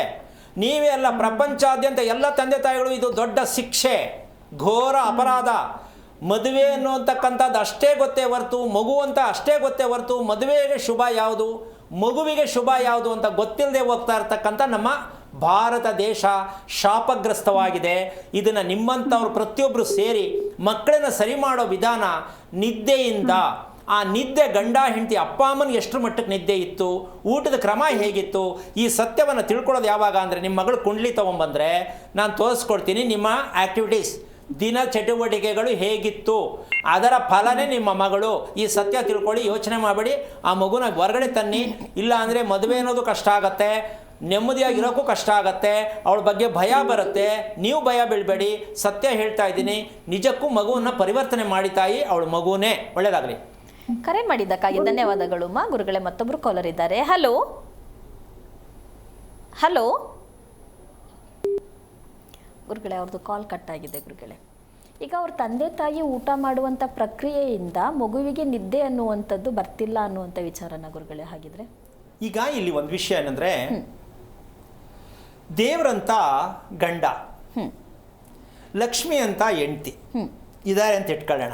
ಅಲ್ಲ, ಇದಾರ ಇಲ್ಲೋ ಒಟ್ಟಿನಲ್ಲಿ ಅನ್ಕೊಳ್ಳೋಣ, ಅನ್ಕೊಂಡಿರ್ತಾರೆ ಗುರುಗಳೇ. ನನ್ನ ಗಂಡ ತುಂಬ ನಾನು ಅದೃಷ್ಟ ಮಾಡಿದೆ ಹೇಳೋರು ಇದ್ದಾರೆ. ಹೌದು, ಓಕೆ, ಗಂಡ ಸರಿ ಅಂತ ಹೇಳಿದ ಮೇಲೆ ನಾನು ಪ್ರಶ್ನೆ ಕೇಳ್ತೀನಿ, ಗುರುಗಳೇ, ಅಮ್ಮ ನೀನು ಹೇಗಿದೀಯಾ ಅಂತ. ಅಯ್ಯೋ ಅದ್ರ ಬಗ್ಗೆ ಏನು ಬೇಡ, ಏನು ನನ್ನ ಕೈಲಿ ಹೇಳೋಕ್ಕಾಗಲ್ಲ, ಒಟ್ಟಿನಲ್ಲಿ ಒಳ್ಳೆ ಗಂಡ. ಇದು ಹೆಂಗಿದು ಸಂಸಾರ ಅಂದರೆ ಇದ್ರ ಸತ್ಯ ತಿಳ್ಕೊಳ್ಳಿ ಅಂತ ನಾನು ಹೇಳ್ತಾ ಇರೋದು. ಒಳ್ಳೆಯ ದಾಂಪತ್ಯ ಎಂದರೇನು ಕ್ವಶನ್ಗೆ ಆನ್ಸರ್ ಮಾಡೋಕ್ಕಮ್ಮ ತುಂಬ ಕಷ್ಟ ಇದೆ. ಒಳ್ಳೆಯ ದಾಂಪತ್ಯ ಎಂದರೇನು, ಒಳ್ಳೆಯ ದಾಂಪತ್ಯ ಯಾವುದಾಗಿರಬೇಕು, ಹೇಗಾಗಿರಬೇಕು? ಇಲ್ಲ, ನಮ್ಮಲ್ಲಿ ನಮ್ಮ ದೇಶದಲ್ಲಿ ಎಲ್ಲದಕ್ಕೂ ಇನ್ಸ್ಟಿಟ್ಯೂಟ್ಗಳಿದೆ. ಹೌದು, ಒಳ್ಳೆ ದಾಂಪತ್ಯಕ್ಕೊಂದು ಇನ್ಸ್ಟಿಟ್ಯೂಟ್ ಬೇಕು, ಇಲ್ವಲ್ಲ? ಒಳ್ಳೆ ಸಂತಾನಕ್ಕೊಂದು ಇನ್ಸ್ಟಿಟ್ಯೂಟ್ ಬೇಕು, ಇಲ್ವಲ್ಲ? ನೆಮ್ಮದಿಯಾಗಿರೋದಕ್ಕೊಂದು ಇನ್ಸ್ಟಿಟ್ಯೂಟ್ ಬೇಕು, ಇಲ್ವಲ್ಲ? ಇದನ್ನು ಬಿಟ್ಟು ಮಿಕ್ಕದೆಲ್ಲ ಇದೆ. ಇನ್ನು ಒಳ್ಳೇದು ಹೆಂಗೆ ಸಿಕ್ಕತ್ತೆ ನಿಮಗೆ? ಅದಕ್ಕೋಸ್ಕರವಾಗಿ ಒಂದನ್ನು ನೀವು ಗಮನ ಇಟ್ಕೋಬೇಕಾಗತ್ತೆ. ಯಾವುದದು ಅಂದರೆ, ಬೆಳಿಗ್ಗೆ ಎದ್ದ ತಕ್ಷಣ ಖುಷಿಯಾಗುವಂಥ ಒಂದು ಸಂದೇಶ ಬೇಕು ಗಂಡ ಹೆಂಡತಿಗೆ ಅಂತ ಹೇಳಿದೆ. ಹೌದು, ಯಾವುದದು ಸಂದೇಶ? ಖುಷಿ ಅಲ್ಲ? ಹೌದು ಗುರುಗಳೇ. ಅಯ್ಯೋ, ಅದ್ಭುತವಾದ ಸಂದೇಶ. ಇದಕ್ಕೆ ವಿಚಾರ ಇಷ್ಟೇ. ಏನಪ್ಪ ಅದು ಅಂದರೆ, ಈ ವಿಷಯ ಹೇಳಿದಾಗ ಎಷ್ಟೋ ಜನಕ್ಕೆ ಇದೇನಪ್ಪ ಹಿಂಗೂ ಉಂಟಾ, ಇದೇನು ಈ ಥರ ಹೇಳ್ತಾರಲ್ಲ ಅಂತ ನಾಚ್ಕೋಬಾರ್ದು. ದಯವಿಟ್ಟು ಸತ್ಯ ಅರ್ಥ ಮಾಡ್ಕೋಬೇಕು. ಸ್ವಲ್ಪ ನಾಚ್ಕೊಳ್ಳೋ ಥರ ಆಗತ್ತೆ, ನಾಚಿಕೆ ಅಲ್ಲ, ಅದು ಸತ್ಯ. ಗಂಡ ಹೆಂಡತಿ ಅಂತ ಮಾಂಗಲ್ಯ ಧಾರಣೆ ಮಾಡಿ ಸಾವಿರಾರು ಲಕ್ಷಾಂತರ ಜನರುಗಡೆ ಮದುವೆ ಆಗಿದ್ದೀವಿ ತಾನೆ? ಹೌದು. ಹಾಗಿದ್ದ ಮೇಲೆ ಗಂಡ ಹೆಂಡತಿ ಒಳ್ಳೇದಾಗಕ್ಕೋಸ್ಕರವಾಗಿ ನಾವು ಜನಕ್ಕೆ ಎದುರ್ಕೊಂಡು ದೂರ ಇರಬೇಕು, ನಮಗೋಸ್ಕರ ನಾವು ಮಾಡಬೇಕಾ? ನಮಗೋಸ್ಕರ ನಾವು ಮಾಡ್ಕೋಬೇಕು. ಇಷ್ಟು ನಾನು ಹೇಳಕ್ಕೆ ಇಷ್ಟಪಡ್ತೀನಿ. ಜನ ಹಂಗನ್ಕೋತಾರೆ, ಹಿಂಗನ್ಕೋತಾರೆ, ಇದೇನು ಇವ್ರು ಗಂಡ ಹೆಂಡತಿ ಹಿಂಗವ್ರೆ, ಇದೆಲ್ಲ ಸೈಡ್ಗೆ ಹಾಕಿ. ನೀವು ತೃಪ್ತಿದಾಯಕವಾದ ದಾಂಪತ್ಯ ಸುಖವನ್ನ, ಆನಂದವನ್ನ ಅನುಭವಿಸಬೇಕಾ? ದೇಹದಲ್ಲಿ ಯಾವುದೇ ನೋವುಗಳು ಬರ್ತಾ ಇರುವುದಕ್ಕೆ ಕಾರಣ ಏನು ಅಂದರೆ, ನಿಮ್ಮ ದಾಂಪತ್ಯ ಅನ್ನತಕ್ಕಂಥ ಅರ್ಥವನ್ನು ತೋರಿಸ್ಕೊಳ್ಳೋದಕ್ಕೆ ಒಂದು ಸಣ್ಣ ಟಿಪ್ಸ್ ಹೇಳ್ತೀನಿ. ನೀವೇ ಯೋಚನೆ ಮಾಡಿ, ಅಯ್ಯೋ ಹೌದಲ್ವ, ನಮ್ಮ ಕೈಲಿರೋದು ತಗೊಂಡು ನಾವ್ಯಾಕೆ ಇಷ್ಟು ಅನುಭವಿಸ್ತಾ ಇದ್ದೀವಿ? ಯಾವುದದು ನಮ್ಮ ಕೈಲಿರೋದು ಅಂದರೆ ಸ್ಪರ್ಶ. ಏನು ಸ್ಪರ್ಶ? ಹೆಣ್ಣು ಗಂಡಿನ ಸ್ಪರ್ಶದಿಂದ ದೇಹದಲ್ಲಿರುವ ನೋವುಗಳು ಶಮನವಾಗತ್ತೆ. ಶಮನ ಆಗುತ್ತೆ, ಸರಿ, ನಾವು ಜೊತೆಲಿ ಇದೀವಲ್ಲ. ಹೌದು ಅಲ್ವಾ? ಆಗಲ್ವಲ್ಲ? ಜೊತೆಲಿದ್ರೆ ಆಗಲ್ಲ. ಅದೇ ಹೇಗೆ ಗುರುಗಳೇ? ಜೊತೆಲಿದ್ರೆ ತಾನೇ ಸ್ಪರ್ಶ ಮಾಡಲ್ಲ. ಅಲ್ಲ, ಎಲ್ಲ ಕನೆಕ್ಟಿವಿಟಿ ಕೊಟ್ಟು ಎಲ್ಲ ಹಾಕಿ ಲೈನ್ ಕೊಟ್ಟೈತೆ, ಬಲ್ಪ್ ಹಾಕಿದ್ದೀರಾ, ಸ್ವಿಚ್ ಹಾಕಿಲ್ವಲ್ಲ? ಕರೆಂಟು ಇದೆ, ಹೌದು, ಎಲ್ಲ ಕನೆಕ್ಷನ್ ಕೊಟ್ಟಾಯ್ತು, ಸ್ವಿಚ್ ಹಾಕಿಲ್ವಲ್ಲ, ಮರ್ತ್ಬಿಟ್ಟು. ಅಂದ್ರೆ ಏನ್ ಮರ್ತಿದೀವಿ ಅನ್ನೋದು ಹೇಳ್ಬೇಕಾಗತ್ತೆ. ಏನ್ ಮರ್ತಿರೋದು ಅಂದ್ರೆ, ಈ ವಿಚಾರ ಪ್ರಾಕ್ಟಿಕಲ್ ಆಗಿ ನಿಜಕ್ಕೂ ಮಾಡೋದೇ ಆದ್ರೆ ದಾಂಪತ್ಯ ಎಷ್ಟೊಂದು ಬದಲಾವಣೆ ಆಗತ್ತೆ ಅಂತ ಗೊತ್ತಾಗತ್ತೆ. ನಂಬರ್ 1. ನಂಬರ್ 2, ಮಕ್ಕಳಿಗೆ ಟ್ರೈನಿಂಗ್ ಕ್ಲಾಸ್. ಒಂದು ಗಂಡ ಹೆಂಡತಿ ಅಂದರೆ ಹೀಗಿರಬೇಕು, Okay. ನಾಳೆ ನಾನು ಮದುವೆ ಮಾಡಿಕೊಂಡು ಈ ಥರ ಇರಬೇಕು ಅಂತ ಅವ್ರು ಟ್ರೈನಿಂಗ್ ಕೊಟ್ಟಂಗಾಯ್ತು. ಹಾ. ಇವ್ರು ಗಂಡ ಹೆಂಡತಿರೋ ಕ್ವಾಲಿಟಿ ನೋಡಿ ಅವ್ರು ಖುಷಿ ಪಟ್ಟಂಗಾಯ್ತು. ಇಡೀ ಕುಟುಂಬನೇ ಚೇಂಜ್. ಅಂತಹ ಒಂದು ಸ್ಪರ್ಶ ಜ್ಞಾನ ಗಂಡು ಹೆಣ್ಣಿಗೆ ಬೆಳಿಗ್ಗೆ ಎದ್ದ ತಕ್ಷಣ ಬೇಕು. ಎಲ್ಲಿ ಅದು ಅಂದರೆ ಸ್ನಾನ ಮಾಡುವ ಜಾಗದಲ್ಲಿ. ಸ್ನಾನ ಮಾಡುವ ಜಾಗದಲ್ಲಿ ಕುತ್ತಿಗೆ ಭಾಗದಲ್ಲಿ ಇರ್ತಕ್ಕಂಥ ಭಾಗ ಅಂದರೆ ಬೆನ್ನುಜ್ಜೋದು ಅಂತ ಹೇಳ್ತೀವಿ ನಾವು, ಹೌದಾ? ಈ ಬೆನ್ನುಜ್ಜುವುದು ಗಂಡ ಹೆಂಡತಿಗೆ, ಹೆಂಡತಿ ಗಂಡನಿಗೆ ಬೆನ್ನುಜ್ಜುವ ಒಂದು ಸಂಪ್ರದಾಯ. ಅದು ಕೆಟ್ಟದ್ದು, ನಾಚಿಕೆನೋ ದಯವಿಟ್ಟು ಅನ್ಕೋಬೇಡಿ. ಆ ಸ್ಪರ್ಶದಿಂದ ಕುತ್ತಿಗೆ ಭಾಗ, ಬೆನ್ನಿನ ಇರ್ತಕ್ಕಂಥ ಭಾಗವನ್ನು ಗಂಡ ಹೆಂಡತಿಗೆ, ಹೆಂಡತಿ ಗಂಡನಿಗೆ ಮಾಡ್ತಾ ಇರ್ತಕ್ಕಂಥ ಒಂದು ಮಸಾಜ್ ಅಂತ ಅನ್ಕೊಳ್ಳಿ. ಏನು ಮಸಾಜ್? ಇದನ್ನು ವಿದೇಶದ್ದು, ಈ ಭಾಷೆ ವಿದೇಶದ್ದು, ನಮ್ದಲ್ಲ. ಹೌದಾ? ಇದಕ್ಕೆ ನಮ್ಮಲ್ಲಿ ಸ್ಪರ್ಶ ಅಂತೀವಿ. ಅಲ್ಲ, ಈ ಬೆನ್ನಲ್ಲಿ ಇಷ್ಟೊಂದೆಲ್ಲ ಶಕ್ತಿ ಸಾಹಸ ಇದೆಯಾ ಅಂತೀರಾ? ಇದನ್ನು ಮಾಡಿ ನೋಡಿದಾಗ ಗೊತ್ತಾಗತ್ತೆ. ಯಾಕೆ ಅಂದರೆ ಆ ಬೆನ್ನು ಉಜ್ತಕ್ಕಂತಹ ವಿಚಾರ ಇದೆಲ್ಲ ಹೆಂಗಪ್ಪ ಇದು ಅಂತೀರ. ಇವತ್ತು ಮಾತಾಡಿರೋದು ಮಲಗುವ ರೂಮು, ಸ್ನಾನ ಮಾಡುವ ರೀತಿ, ಇವೆರಡರಿಂದ ದಾಂಪತ್ಯದಲ್ಲಿ ಎಷ್ಟು ಕ್ವಾಲಿಟಿ ಕೊಡುತ್ತೆ ಅನ್ನೋ ಸತ್ಯಾಂಶವನ್ನು ಪೂರ್ಣವಾಗಿ ವಿವರಣೆ ಮಾಡಿ ಹೇಳ್ತೀನಿ. ಯಾಕೆ ಅಂದರೆ ಆ ಬೆನ್ನುಸ್ತಕ್ಕಂತಹ ವಿಚಾರದಲ್ಲಿ ಒಂದು ದೊಡ್ಡ ಸಮಸ್ಯೆ ಏನಲ್ಲ, ಅದೇನು ದೊಡ್ಡ ವಿಶೇಷ ಏನಲ್ಲ, ಅದು ನಾಚಿಕೆ ಪಡುವಂಥ ವಿಷಯ ಅಲ್ಲ. ಈ ಸತ್ಯವನ್ನು ಪೂರ್ಣವಾಗಿ ಮುಗಿಸ್ಬೇಕಂದ್ರೆ, ಸತ್ಯವನ್ನು ಕರೆಕ್ಟ್ ರೀತಿಯಲ್ಲಿ ಹೇಳಬೇಕಂತಂದರೆ ನಾವು ಮಾಡಬೇಕಾದಂತಹ ಕೆಲಸ ಏನಪ್ಪ ಅಂತಂದರೆ, ಯಾವುದೇ ಒಂದು ವಿಚಾರದಲ್ಲೂ ಕೂಡ ಎಣ್ಣೆ ಅಂದರೆ ನಮ್ಮ ದೇಹದಲ್ಲಿ ವಾತ ರೋಗ ಅಂತ ಇದೆ ಕಾಯಿಲೆ. ಹೌದು. ಆ ವಾತ ಅಂತಕ್ಕಂಥದ್ದು ನಾವು ಅದನ್ನು ಗ್ಯಾಸ್ಟ್ರಿಕ್ ಅಂತ ಅನ್ಕೊಂಡಿದ್ದೀವಿ. ಇದು ನಮ್ಮ ಭೂಮಿ, ನಾವು ಮನೆಯಲ್ಲಿ ಓಡಾಡ್ತೀವಲ್ಲ, ಆ ಭೂಮಿಯಲ್ಲೂ ವಾತ ರೋಗದ ಭೂಮಿನೇ ಇರೋದು. ನಮ್ಮ ದೇಹನೂ ವಾತರೋಗದಲ್ಲೇ ಇರೋದು. ಅದು ವಾತರೋಗ ಅನ್ನೋದು ಯಾರಿಗೂ ಇರಲ್ಲ, ಯಾರಿಗೂ ಇರುತ್ತೆ ಅಲ್ಲ, ಎಲ್ಲರಿಗೂ ಇರುತ್ತೆ. ಆದರೆ ನಾವು ಏನಿದ್ರು ಅಲ್ಲಿ ಹೋಗಿ ಶಾಪಲ್ಲಿ ಹೋಗಿ ಕೇಳಿ ಅವ್ರು ಹೇಳಿದ ಮೇಲೆ ನಮ್ಗೆ ಇದೇ ಗ್ಯಾಸ್ಟ್ರಿಕ್ ಅಂತ ಅನ್ಕೋತೀವಲ್ವಾ? ಅಲ್ಲ, ಪ್ರತಿಯೊಂದು ಮಗುವಿನಿಂದ ಹಿಡಿದು ಎಲ್ಲರೂ ಇರತಕ್ಕಂಥದ್ದು. ಇದು ಇನ್ನೊಂದು ವಾಯು ಅಂತಾರೆ ಕೆಲವರು ಕೇಳಿದ್ರೆ. ಹೌದು, ವಾಯು ಹಿಡ್ಕೊಂಡೈತೆ ನನಗೆ ಅಂತಾರೆ. ನಿಜಕ್ಕೂ ಇವೆಲ್ಲವೂ ಕೂಡ ಅದೇನೇ ಗ್ರಹಣ. ಇದು ದೇಹದ ಗ್ರಹಣ ಯಾವುದು ಅಂದರೆ ವಾಯು. ಈ ಗ್ರಹಣವನ್ನು ಸರಿ ಮಾಡಬೇಕು ಅಂತಕ್ಕಂತಹ ಒಂದು ವಿಷಯಕ್ಕೆ ಹೋದಾಗ ನಾವು ಮಾಡಬೇಕಾದಂತಹ ಕೆಲಸ ಏನಪ್ಪ ಅಂತಂದರೆ, ಸ್ಪರ್ಶದಿಂದ ಇದನ್ನು ರಿಪೇರಿ ಮಾಡೋದಕ್ಕೆ ತುಂಬ ತುಂಬ ಅನುಗ್ರಹ ಪ್ರಾಪ್ತಿಯಾಗತ್ತೆ. ನೇರವಾಗಿ ನಿದ್ದೆ ಮಾಡೋಕ್ಕೂ ತುಂಬ ಔಷಧ ಸಿಕ್ಕತ್ತೆ ಸ್ನಾನ ಮಾಡಿಸೋದ್ರಿಂದ. ಅಂದರೆ ಬೆನ್ನು ಉಜ್ಜುವ ಒಂದು ಕ್ರಿಯೆಯಿಂದ ದಾಂಪತ್ಯಕ್ಕೆ ಒಳ್ಳೆ ಸುಖ ನಿದ್ದೆ ಬರ್ತಕ್ಕಂತಹ ಒಂದು ವಿಚಾರವನ್ನು ವಿಂಗಡಿಸಿ ಹೇಳಬೇಕು ಅಂದರೆ ಸಮಯ ಬೇಕಾಗತ್ತೆ. ಯಾವಾಗ ಹೇಳೋಣ? ನಾಳಿನ ಸಂಚಿಕೆಯಲ್ಲಿ ಹೇಳೋಣ. ಇದನ್ನು ನೀವು ಯಾವುದೇ ಕಾರಣಕ್ಕೂ ತಪ್ಪಾಗಿ ಅರ್ಥೈಸ್ಕೊಳ್ಳೋದು ಅಲ್ಲ, ವಾಸ್ತವ ಸ್ಥಿತಿ ಇರ್ತಕ್ಕಂಥದ್ದು. ಇದು ಒಂದು ದಾಂಪತ್ಯದ ಒಂದು ಕ್ವಾಲಿಟಿಯನ್ನು ಹೆಂಗೆ ಪರಿವರ್ತನೆ ಮಾಡುತ್ತೆ, ಸತ್ಯಾಂಶವನ್ನು ಎಷ್ಟು ಚೆನ್ನಾಗಿ ನಿಮಗೆ ಸಂದೇಶ ಕೊಡುತ್ತೆ. ಒಂದು ಪಾವಿತ್ರತೆ, ಒಂದು ಹೆಣ್ಣಿಗೆ ಒಂದು ಗಂಡು ಮಾಡಬೇಕಾದಂಥ ಒಂದು ಸೇವೆ ಯಾರು? ಹೆಣ್ಣಿಗೆ ಗಂಡು ಸೇವೆ ಮಾಡಬೇಕು, ಗಂಡು ಹೆಣ್ಣಿಗೂ ಸೇವೆ ಮಾಡಬೇಕು. ಗಂಡ ಮಾತ್ರ ಮಾಡಬೇಕು ಹೆಂಡತಿ ಅಂತ ಪ್ರಶ್ನೆ ಅಲ್ಲ. ಇಬ್ಬರಿಗೂ ಸೇವೆ ಮಾಡುವ ಮನೋಭಾವ ಯಾವತ್ತು ಬರುತ್ತೋ ಆ ದಾಂಪತ್ಯದ ಅಕೌಂಟ್ ಓಪನ್ ಆಗುತ್ತೆ, ಒಳ್ಳೆ ನಿದ್ದೆ ಬರುತ್ತೆ. ಇನ್ನೂ ಮುಂದುವರೆದ ಭಾಗ ನಾಳೆವರೆಗೂ ನೀವು ಕಾಯಲೇಬೇಕು ಅಂತ ಹೇಳ್ತಾ ಕಾರ್ಯಕ್ರಮ ಮುಗಿಸ್ತಾ ಇದ್ದೀನಿ. ಜೈ ಶ್ರೀರಾಮ್. ಗುರುಗಳೇ, ಕಾರ್ಯಕ್ರಮಕ್ಕೆ ಬಂದಿದ್ದಕ್ಕಾಗಿ ಧನ್ಯವಾದಗಳು. ನೋಡಿದ್ರಲ್ಲ ವೀಕ್ಷಕರೇ, ಸುಖಕರವಾದ ನಿದ್ದೆಗಾಗಿ, ಸುಖಕರವಾದ ದಾಂಪತ್ಯಕ್ಕಾಗಿ ನಮ್ಮ ಪ್ರಯತ್ನ ಏನಿರಬೇಕು ಅನ್ನುವಂಥ ವಿಚಾರನ ಇವತ್ತಿನ ಕಾರ್ಯಕ್ರಮದಲ್ಲಿ ತಿಳ್ಕೊಂಡ್ರಿ ಅಂತ ಭಾವಿಸ್ತಾ, ನಾಳಿನ ಸಂಚಿಕೆಯೊಂದಿಗೆ ಮತ್ತೆ ಭೇಟಿ ಆಗ್ತೀನಿ ಅಂತ ಹೇಳ್ತಾ ಕಾರ್ಯಕ್ರಮ ಮುಗಿಸ್ತಾ ಇದ್ದೀನಿ. ನಮಸ್ಕಾರ. ಹೆಚ್ಚಿನ ಮಾಹಿತಿಗಾಗಿ ಸಂಪರ್ಕಿಸಿ ಶ್ರೀಮಾನ್ ಶ್ರೀ ಪುರುಷೋತ್ತಮ್ ದೇಶಿಕ್ ಗುರೂಜಿ, ಶ್ರೀ ಧರ್ಮ ಮಾರ್ಗ ಕಚೇರಿ, ಸಂಖ್ಯೆ 532, ಮಲಥಳಿ ಮುಖ್ಯ ರಸ್ತೆ, ಬೆಂಗಳೂರು 560056. ಸಂಪರ್ಕಿಸಿ 9108258834, 8618915231, 9019493937.